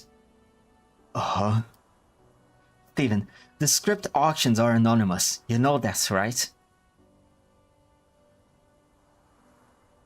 Autumn, Avenir, everyone in the crew has been shaped by what happened 5 years ago. I brought them together on purpose. But you are the one exception. When I approved the outline for the script, I had no idea it was written by you. I simply felt from the bottom of my heart that the story of Lady DuPont, a woman trapped by her brother's lies and need for control and tormented by the desires of the 3 so-called suitors, was worth my vote of approval. I knew she would be a great protagonist for an amazing story, whether she lived or died. I have never doubted my own vision.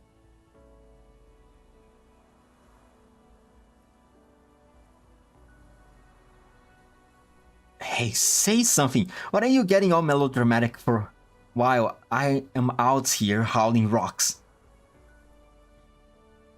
It just turns out I just don't agree with... What are you saying? So it turns out I just don't agree with the gods' methods. Here we are. I did it. This place is about to collapse. I'll help you. Come out.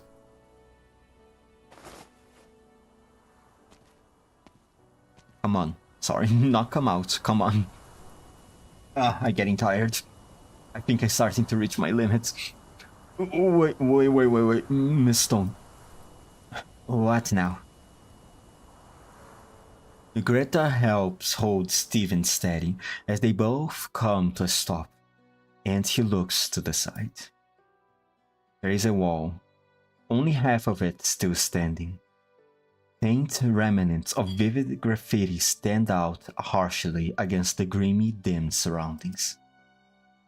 It is the giant promotional mural Tip had painted for the crew, and by some stroke of luck, the title card remains unscattered amidst all the winds and flying debris. The Death of Lady DuPont. Steven raises a blood-stained arm and with considerable effort wipes away the first 3 words.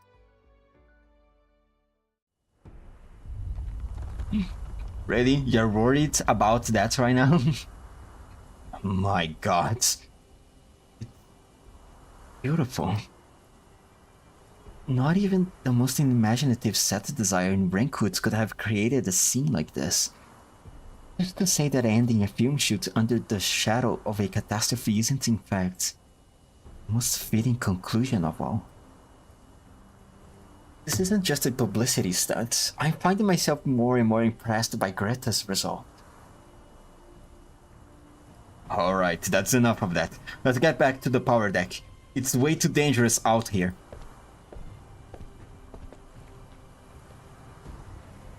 Hey, Melanie, the leading lady. Where are you going? Have you gone mad? Avenir, you. All of you. Never really believed this leading lady could make a comeback with this film, did you?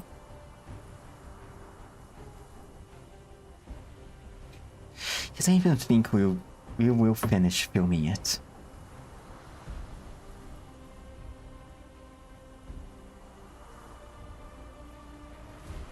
Honestly, I feel the same. I mean, we don't even have the ending figured out yet, and this whole plate is about to collapse.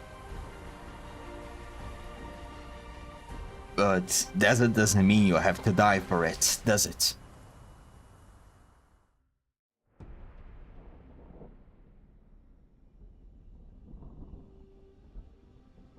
The catastrophe is closing in.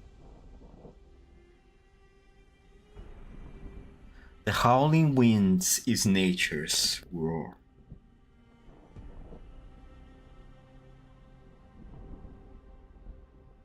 But Melanie still walks forward to face it.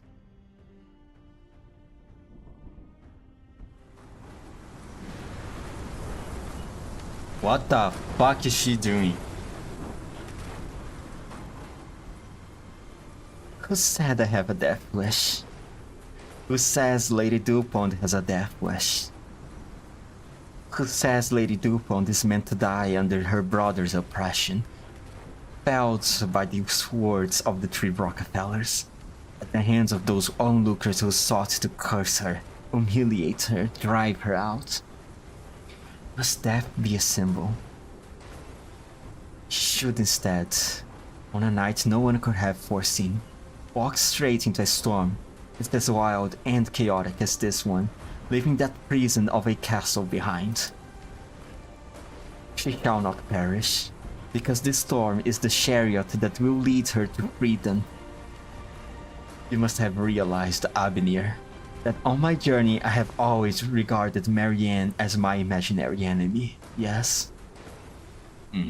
Yeah. But I know I will never catch up to her. She was a true genius, born to inhabit any role she was given. Even fate itself seemed to orchestrate one final catastrophe just so she could exit this business in a blaze of brilliance. I am nobody special. An ordinary woman from a small town who traveled to Rankwood and worked her way up, row by row, film by film, over a decade, gaining experience and recognition. That's why I care so much about seniority, status, and etiquette. The aspects of film South culture that so many scoff at. Because that sort of recognition is the reward I deserve as an ordinary person. This land is quite cruel to ordinary people, Avenir. Marianne's retirement gave me the chance to step into the spotlight, but it took only a single slip-up for me to lose everything I have gained along the way. My acting skills have fallen off a cliff.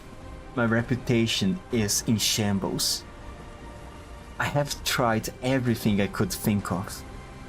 I just couldn't seem to get it back. It's ridiculous. I have never wanted to admit this, but it's true. If Marianne hadn't retired, I would never have caught up to her. And right this very moment, catastrophe is destroying the entire plate, along with my last hope. Couldn't you also say fate is smiling upon me? At last, I finally have the courage. Let go of my inhibitions. Inhibitions? I can't say this word. The courage to... At least, I finally mustered the courage to take this first leap. Come to me, Lady Dupont. Come with Melanie Rutherford, and dance together with the catastrophe. Even if no one is filming us.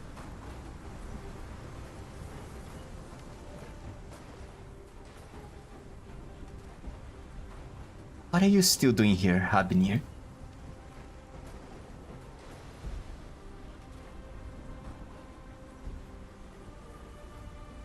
Check your camera. You didn't turn it on, did you? What do you mean? What if I would forgotten, swept away by the storm? What if your camera had accidentally captured my death, just like before? Last thing I want is to belittle your work, and to force you to once again resent the tool of your trade.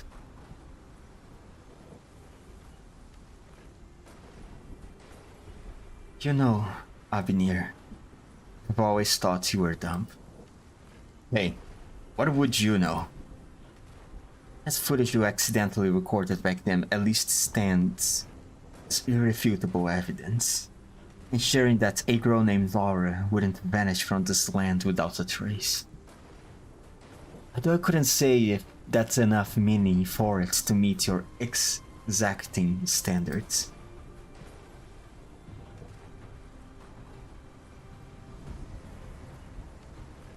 Freaking Kubrick, I am an idiot. This dream-making machine was only made in the first place because people wanted more eyes to see the land with. How long can you hold on, Melanie? But don't break this thing. Let's finish filming.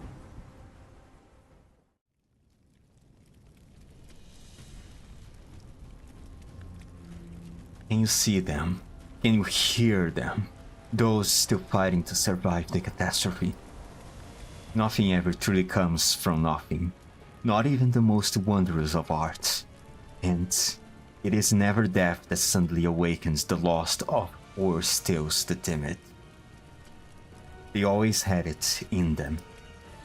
So, answer my question, Tragodia. Are you attempting to remind me that death would simply end the story, performance? That there would be nary a trace left after the curtains fall? That I will have, objectively speaking, escaped any and all scrutiny and criticism of my work? That I am a skilled artist? You really did find an interesting angle, Lucian.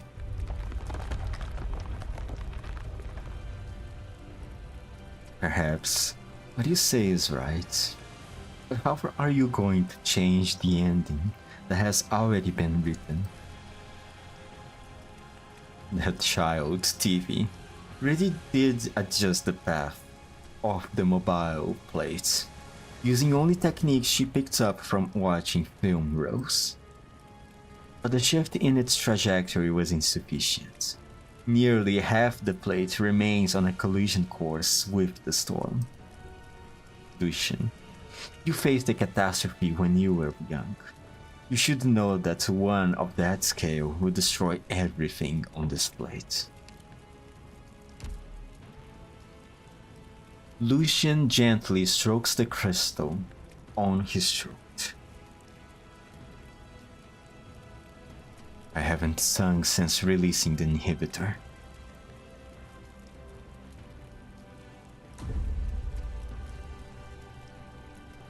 Singing. It is Blood Diamond's song. The song that once lit up countless stages before dying out amidst the darkness of that old castle. Today, it echoes once more. The sound passes through cracks in the ruins and the catastrophe itself, ringing clear in everyone's ears. Singing with such total devotion. No. It seems that dreams can also be used as barriers. The first time I have ever seen you use your arts in reverse, Lucian. You're trying to protect everyone with the voice that once brought fame to yourself and disaster to others. Are you trying to face this catastrophe alone? Alone? No. You're here with me. Hold your scepter steady, Tragodia. From the moment I rose from that river and walked back to your side, from the moment I returned to the troop and stood before you once again, I have only ever had one motivation. At the climax of every tragedy, there is always a fierce cathartic battle, be it inside a palace, atop a tower, or beneath this ever-shifting sky. Let us finish this drama, where the student kills the teacher.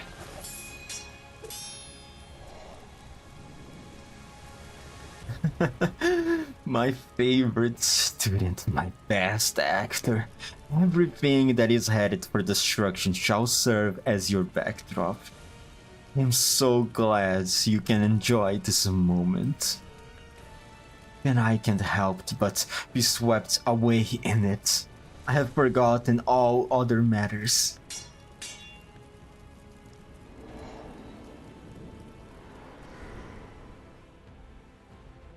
But you should know that killing a long-lived is meaningless.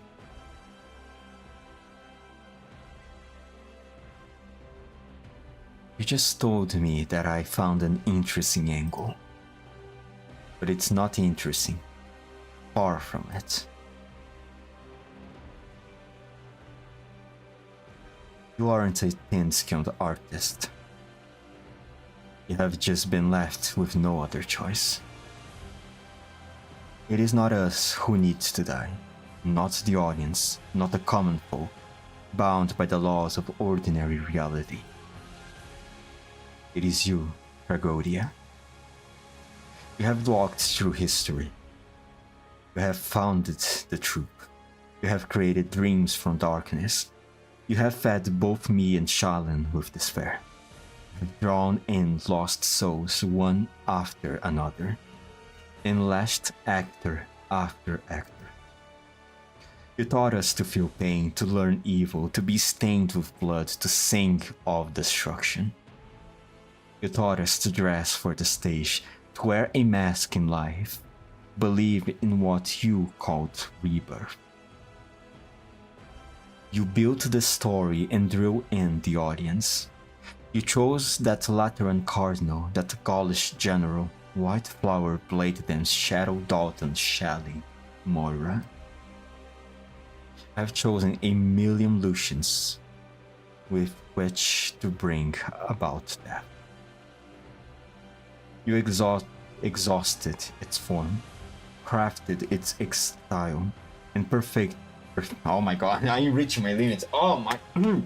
You exhausted its form, crafted its style, and perfected its meaning. Because it is all so far away from you.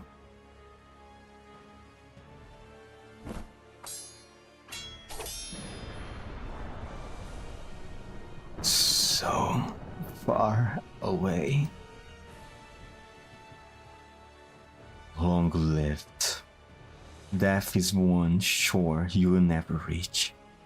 Director, death is the one performance you can never take part in.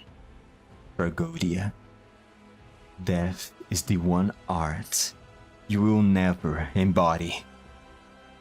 All your aesthetics, your insights, your experiences, everything you pushed us to pursue has done nothing for you in the end. I once thought this brought you joy, but your sorrow has always outweighed your sense of accomplishment. If you yourself are the theater, then your very existence is a paradox. The ending is night, isn't it? Do you feel resentful or helpless? Do you find this funny or confusing? Or have you simply ignored it? Have you ever felt the same pain that I have?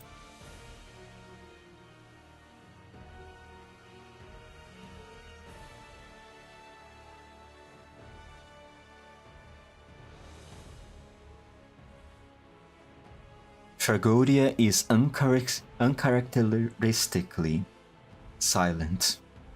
His eyes fixed on the face in front of him that is lost in emotion.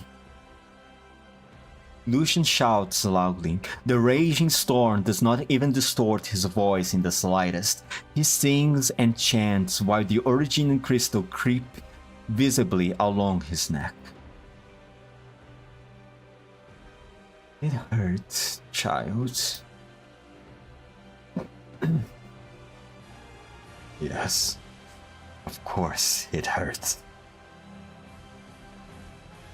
If you keep using your art without restraint, it will kill you, child. Are you jealous?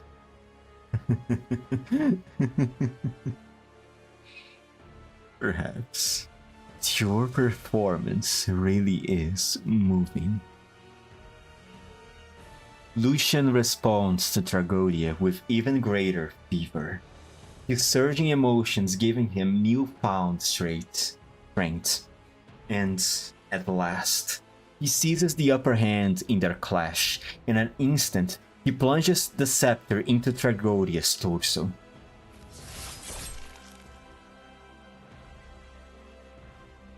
Pain is my blade, and at last I have driven it into the one who caused my pain in the first place. You!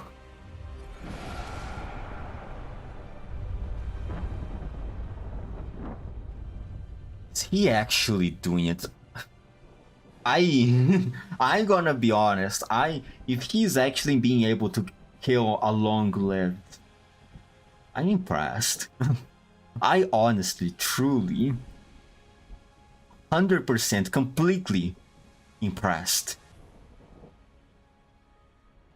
Oh my god, Lucian. The curtain must fall on every performance. Circles will not help shape our so-called destiny.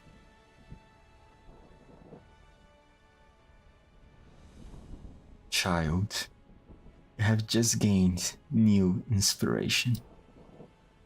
The story deserves to be continued.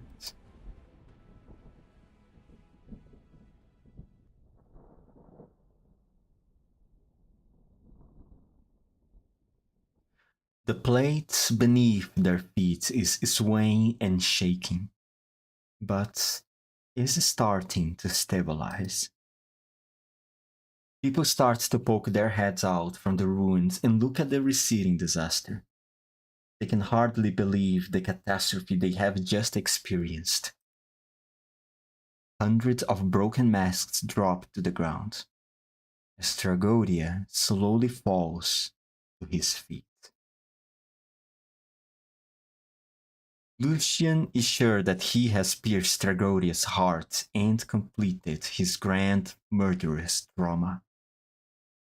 However, he also notices a change in himself.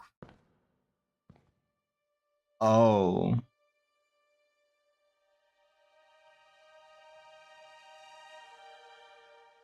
Oh. His clothes, his scepter, his crown. You've given me a new ad-libbing.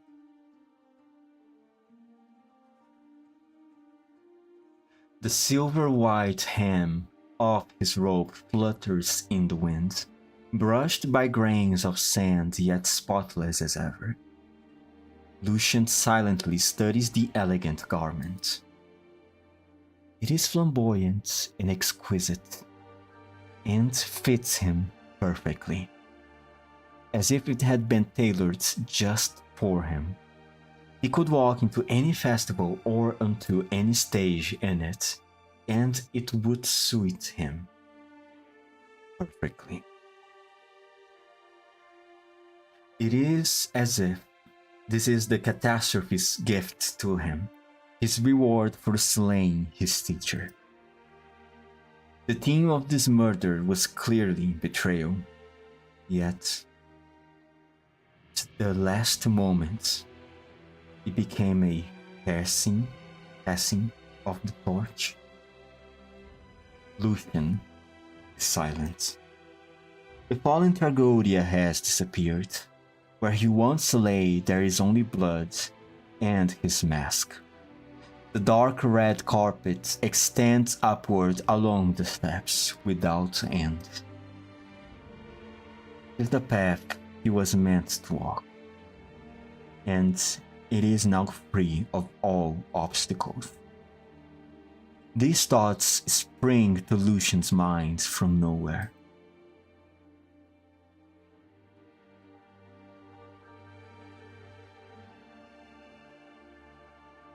So, he climbs the stairs without lowering his head or looking back. Hold on a minute.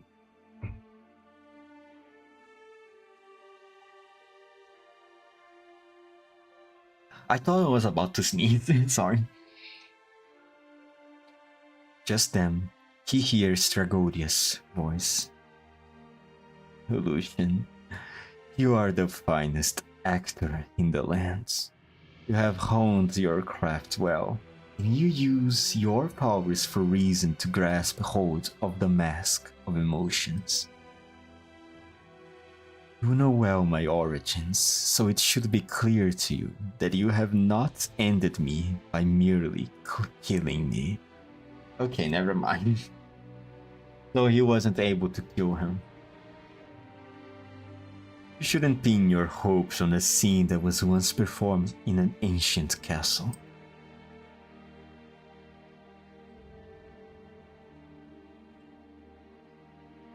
Or it is that you were certain that I would think this way, make this choice. It's all so interesting. Maybe you're right. Death is the one shore I will never reach, the one performance I can never take part in. It's the one art I can never embody.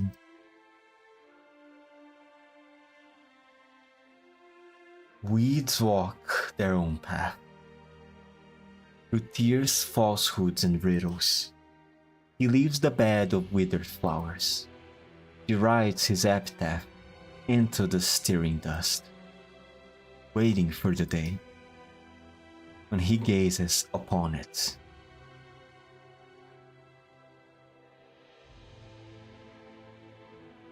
Death or destruction is the greatest gift you could ever give your teacher. Have you considered that what you now reject is what I have left behind? It is only one of teacher's countless possibilities, one of the many ways beauty can be defined.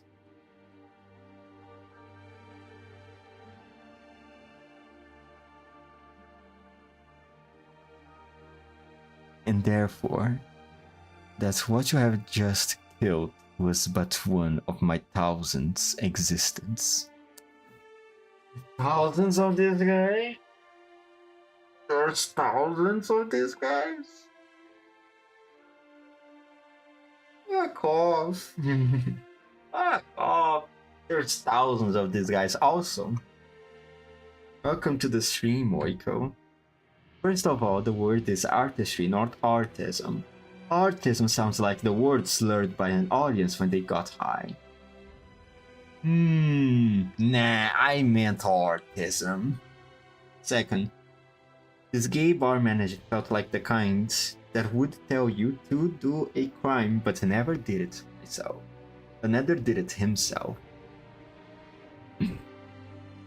Really? That sounds oddly specific.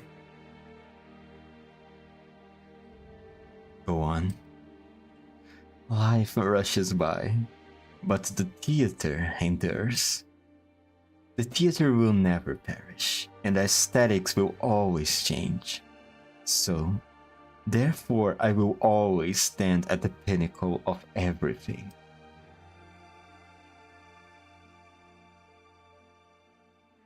The theater cannot be killed. Sorry, wrong character. The theater cannot be killed. I can only redefine it. Replace one theater with another. Overthrow old aesthetics with new. I can become the new one. The new you.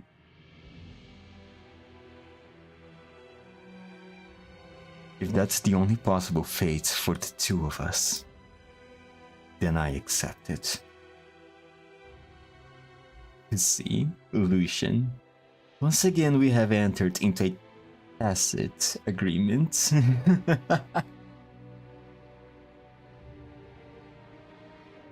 Continue forward, climb to the highest point on the stage. You shall wear the crown of performance. You shall wield the scepter of inspiration. You shall wear the years of performing and being performed. This process will only add to your pain, but you must accept it. Child, you shall walk from here with both my blessing and my curse.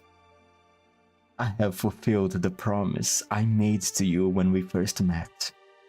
It will never be an obstacle to you, or an obstacle to theater. This is my final gift to you.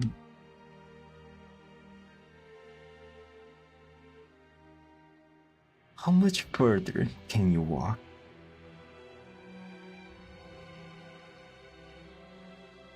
What other answers can you come to?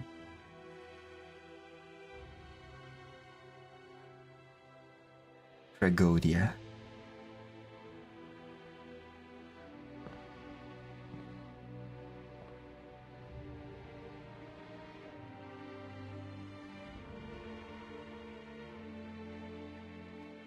Lucian does not answer, and the sound finally stops. He stands at the top of the stairs. The storm is far away now, and blood trails behind him. He loves this desolate scene. He loves the unformed arts in his body, and he stretches out all his pain.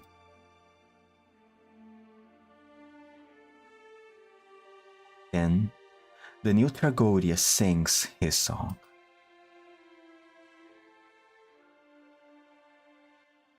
Man.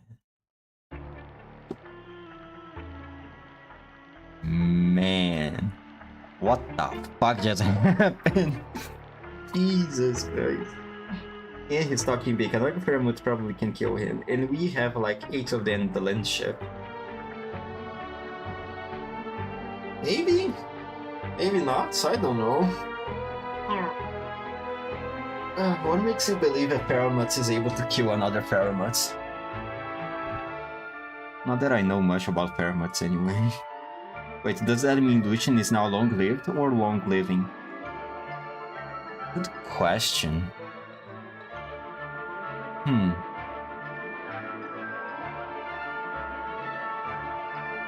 I mean, what exactly means to be a Tragoria, right? Like, yeah, he passed the torch, but what exactly does that entail?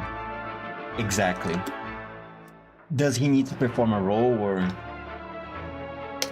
I would assume that since he's a Tragoria now, he must have some form of new kind of powers, right? But... I don't know. I can't tell you, I'm not sure if through this Lucian has become a long-lived. I guess we are only going to discover this in the next few centuries.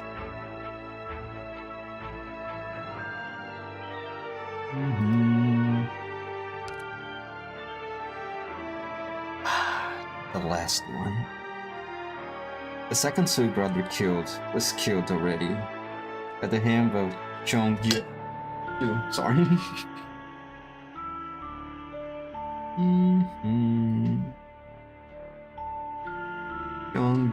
Chongye. Yeah, maybe it could work. Unless any Pheromones have any... How should I say? Specific particularities between them.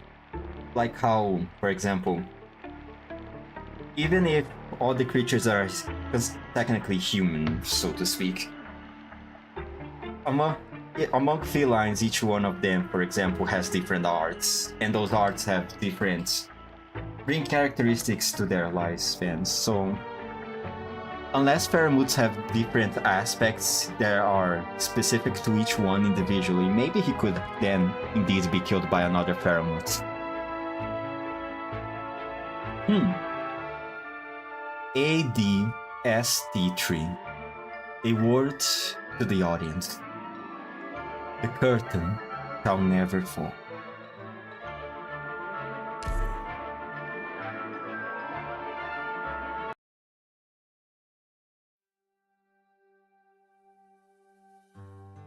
Oh, Columbia, Rankwood outskirts, Federal Nomadic Prison.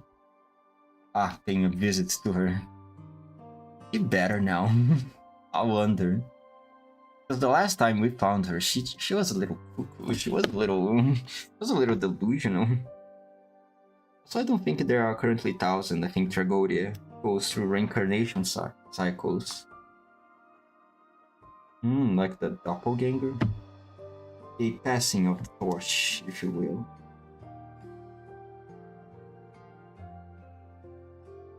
Reincarnation, I think. This gay bar managed to perform his role, pass it to other people, and start another cult. That's why I think he's talking big. If only Cosset were here, maybe she would know more about this. Maybe, just maybe. Molly, I've lost so much weight. I did spend 2 whole months in bed. I went looking for you once the plague stopped. When I saw medics carrying you out, all covered in blood, and you weren't moving, I thought you were dead. His singing voice is terrifying. But he only wanted to stop me. He didn't want to kill me.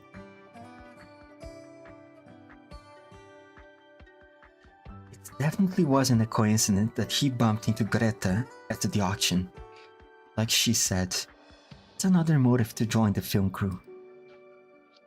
And what was that? I was looking for something that exists. Something that's always with us, even though we know nothing about it. Okay, I knew he was mysterious. He was a mysterious dude, but now I'm even more confused. But forget about him. I'm sorry for taking so long to come see you. Mostly because they make it a real pain to file a visitation application for this place. I know, Pippi. But I used you and caused others to misunderstand you. Lucian was right. I was ignoring the truth in my hands. In my final moments of madness, I didn't even think of you. Listen to me, Molly. No matter what you went through, no matter what your goal, you hurt the people who were by our side practically 24/7. You're a criminal, and I won't ever forgive you for that. But that doesn't mean I can't also miss the times we would crash on the sofa to watch horror flicks. Just the two of us.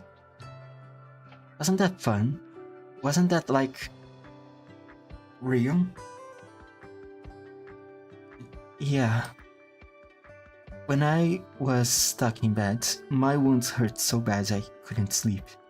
I kept recalling everything that happened. The whole night would pass, but only my pain was real. Honestly, it doesn't matter how absurd a story gets, or if we are all puppets of fate or whatever. It's not like I never had a choice. Only I would focus more on the movies we were watching instead of thinking about the truth I thought was real. Hatred, madness, blood, and puppets. Sorry, TP. If I would met you earlier, maybe you wouldn't wouldn't have even needed Laura. Final day of your trial is in 2 days, right? I talked to a few lawyers and it seems like...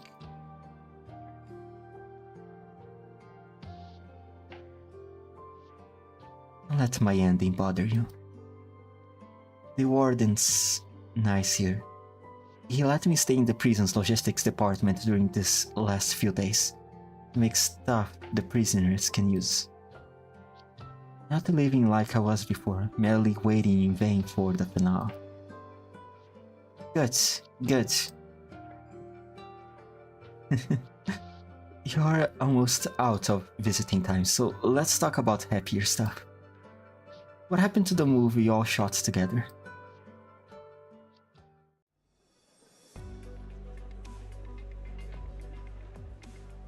Columbia Central Rankwood Avant-Garde Film Festival venue. 1 day ago. Wow, everyone's here already. Sorry I'm late. Nervous, Steven? A bit. Relax. Shot that ridiculous finale and then it went to editing, color grading, and music production. Everyone did their best to complete production in only 2 months. I'm glad we agreed on the title change, Steven. I should be thanking you again for your final performance inside the catastrophe. Otherwise, delaying those 3 words would have been nothing but pretentious navel-gazing. Lady DuPont is by no means as attention-grabbing as the death of Lady DuPont, but let Greta worry about the marketing. There is no doubt in my mind that our little new title suits the story best. Right, I'll handle it. I will get Lady Dupont into theaters, then visit the police station to do what I have to do. Oh, my fucking eyes, stop. Pinch me. I am not seeing things, am I? Pinch you? Just snap your shirt already. This is guaranteed to go on the front page tomorrow. How did the niche AGFF attract such a distinguished guest? How much did the organizers spend? How many years has it been since Marianne Blake showed up in Rankwood?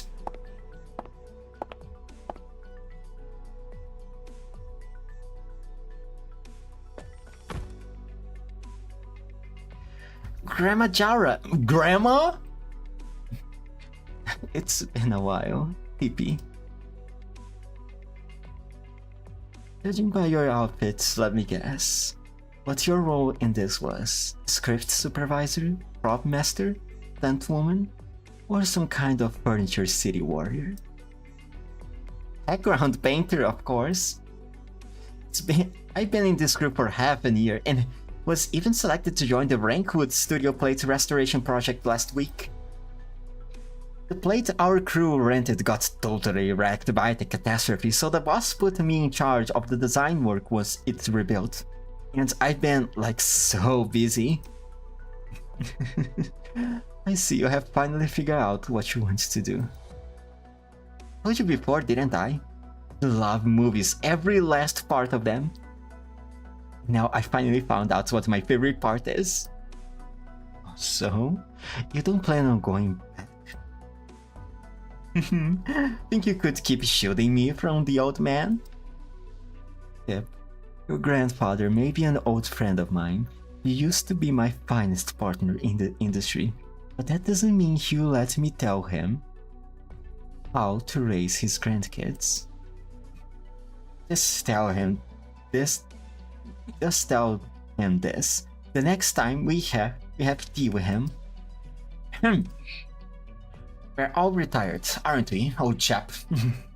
Why waste our time worrying about the little things? I know Tip didn't use any of your contacts, nor did she follow your plan to become a historical film director. But isn't she living it up in Brankwood?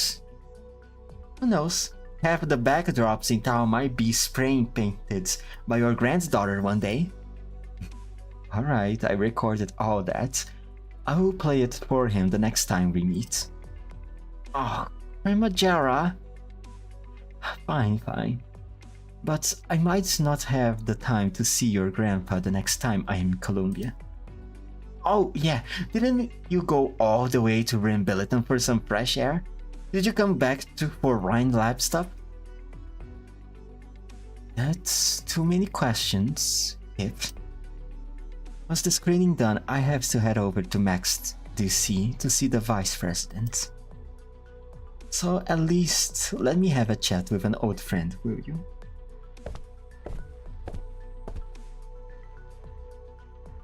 Long time no see, Marianne. Just call me Jara. After so many years away from the silver screen, Marianne sounds like a stranger's name to me. Either way, I have to thank you, Jara. I'm sure you know that given my current reputation, I don't have much of an influence in the industry anymore. So without your help, the AGFF would never have allowed Lady Dupont as a late submission. It was my pleasure. Though I must say, I had no idea the tip was actually... I would have helped you with or without her. I just watched the part with the catastrophe and felt it would be such a pity for the audience to miss out on the actress' performance. So I thought I would do an old friend a favor.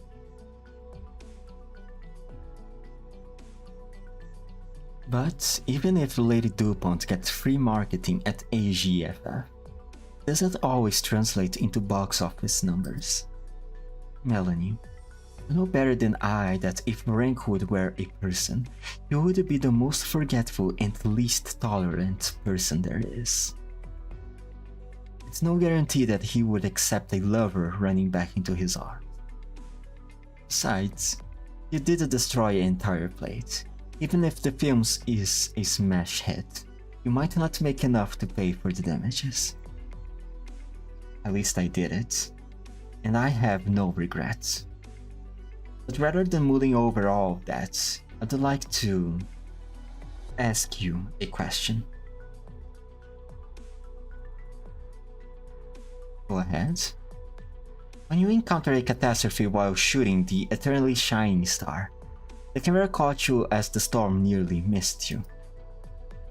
Was it just an accident like you said on the press conference, or did you also move towards it of your own will?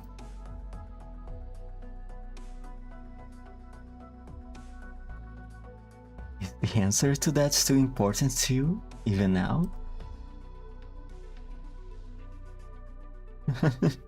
No.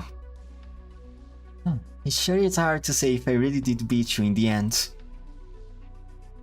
The splendid dressed female lead laughs heartily before every camera in the room, though she does not even know what she is laughing at. After a long time, she opens her arms towards the performer rival, the genius she always thought she would never catch up to, the one she had always exchanged polite greetings with on camera, for a hug. And it is returned in kind. Let's head in.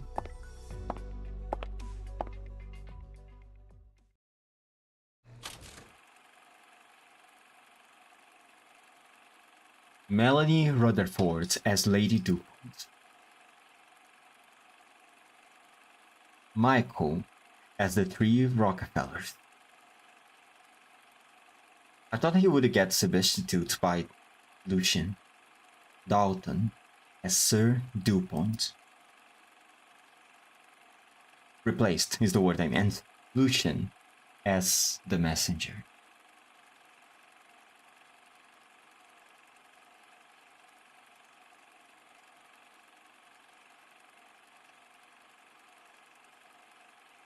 Producer Greatest Stone. Director/screenwriter Stephen Quay. Coordinator Shelley. Art Department Carl Bob Deep Jericho. Production Abinir Leo. Costume Department Marion. Prop Department Moira. Stage Department Alton.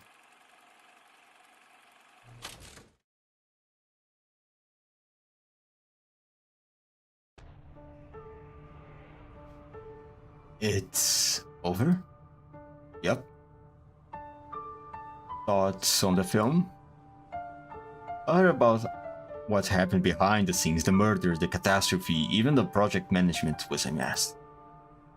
Before I sat down to watch it, I thought the film couldn't possibly live up to all that, but an absurd Noble's marriage breakdown ending with a catastrophe. The plot twists made sense, but so many of the characters were just bizarre. It's hard to say if it's good or bad, but it's a lot to chew on. Same, to be honest. Story aside, even the production was pretty controversial. Like, the cinematography is inconsistent at times. The first parts were shot meticulously like a serious historical drama, but it becomes rougher and rougher towards the end, especially the catastrophe scenes where it's totally filmed like a documentary. It's going to be polarizing.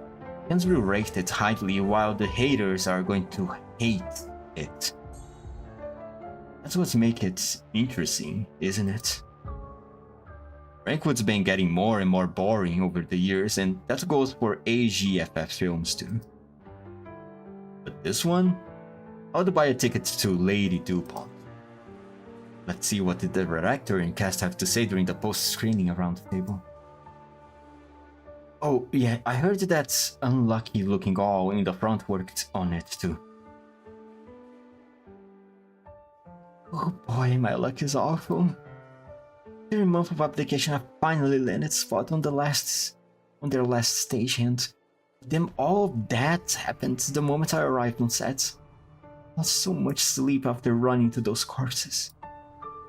If it weren't for the insomnia, I wouldn't have kicked the wall with my mind all messed up.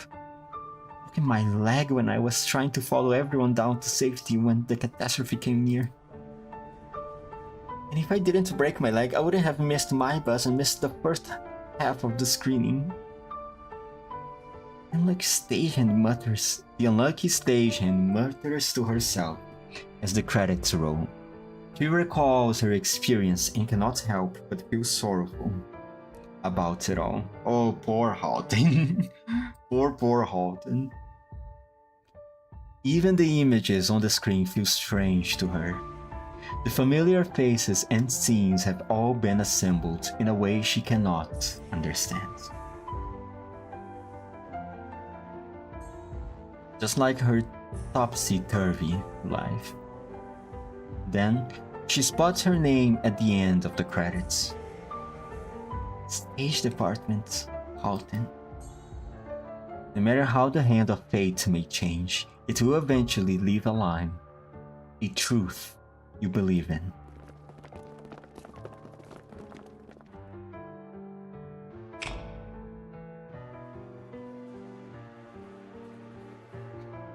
It's over. Aren't you taking part in the post-screening roundtable? I'm not with them. Besides, the two of you are here. True enough. Yes, it was wonderful, be it the film itself or otherwise. Lucian. Is he dead for good this time? Or is he still alive somehow? Would have to think about that. But all you need to know, Shalan, is that you won't have to worry about shadows from the past invading your dreams, even when you are on road silence, ever again. And playwright, you may write your scripts as you wish, about any topic, in any style. The Crimson Troop is no more. You two are free.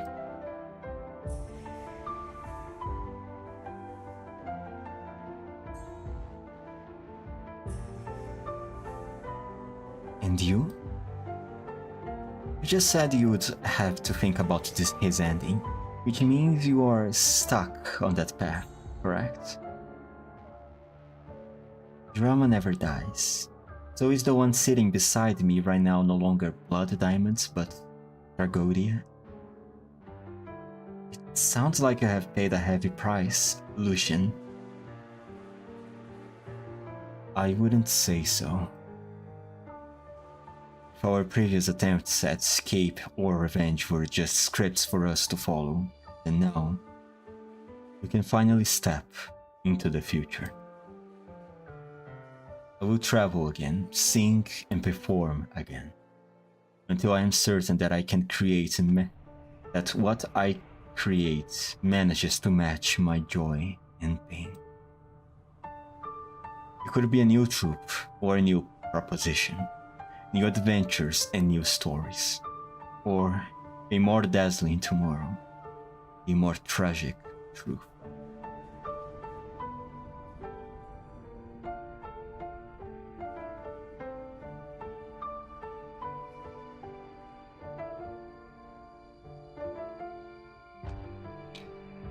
Hey, Shalin, we're all buddies here. Would you like to lend him a hand? Lucian, are you sure about this? Of course. Those who have lost themselves in their haste. The ascetics who have closed off their senses and their selves. the lay people who trudge through both highs and lows, the creatures who chew under pain. This land has never lacked for actors.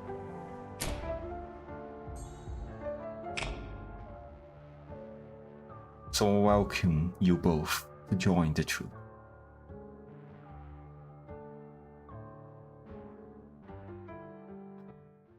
Oh my god. Hopefully this trip is going to be way better, but man, what a story. What a story, honestly.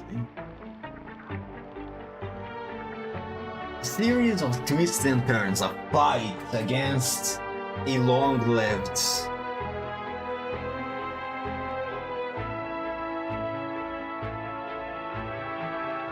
honestly, not entirely sure what to think. just like the two audience members in the last sequence there, it's just a lot to take in. I have to say though, I'm for some reason I am a little impressed, at least from what I could understood, that Moira will now be arrested, right? She will take her time in prison, but for some reason I thought her sentence will be death penalty.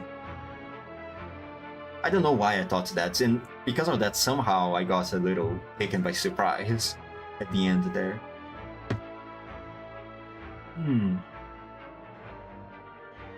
Now what could the story connect to? Because so far it feels like kind of exists on its own, well, except for its obvious connections with IS-1. Could it be a continuation of this? I mean, obviously we have Jorah, which establishes a connection to any kind of events that can occur in Columbia. More specifically, Rhineland.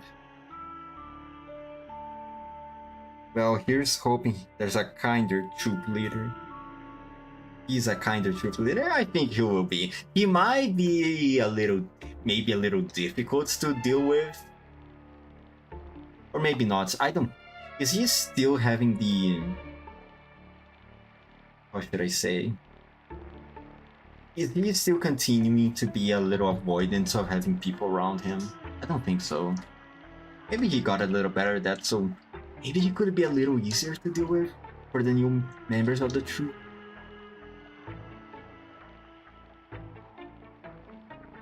Also, I have to comment. What was that? That segment during his fight with the Tragoria inside the catastrophe. Did Lucian really manage to protect everyone on the ship just using his art? That's kind of impressive. Aren't these plates supposed to be massive? Extremely massive. Wonder what else he can do with his voice. And also, he's still not entirely sure if Lucian has become a long-lived right now, or he just has inherited the title of Tragoria. Guess only time will tell. Guess we will only know if we see him on Anfield, right? A few centuries down the line. Then we will know if he has become a long-lived or not. Oh man, that was a long story. Well, not as long as the masses travels, at least. Oh, my back hurts. What hour is it? 5 p.m? Yeah, not bad. It's 3 hours long stream almost. Alright. What am I going to do tomorrow? Oh, tomorrow's Wednesday, yeah. Tomorrow then I'm going to stream probably Reverse Collapse. And on Saturday... During Waves? No, wait. On Sunday I'm going to have to go take a test, so I probably am not going to be able to stream anything. So... Tomorrow Reverse Collapse.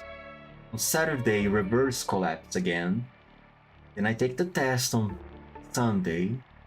And then from Monday to Wednesday, I do Wuthering Waves. Yes, the new Wuthering Waves update should be up by then.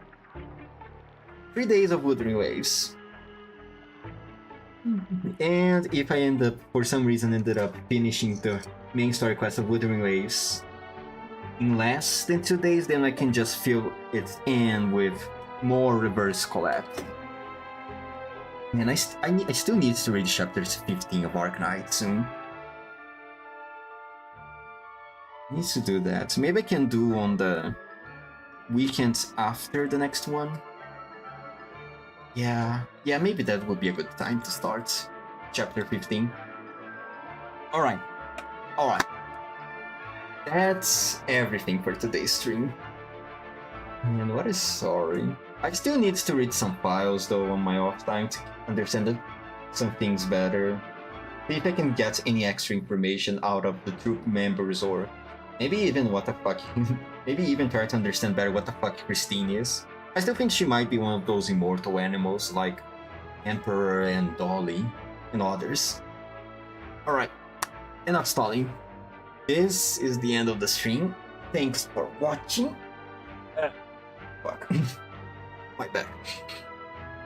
5, 4, 3, 2, 1. Bye.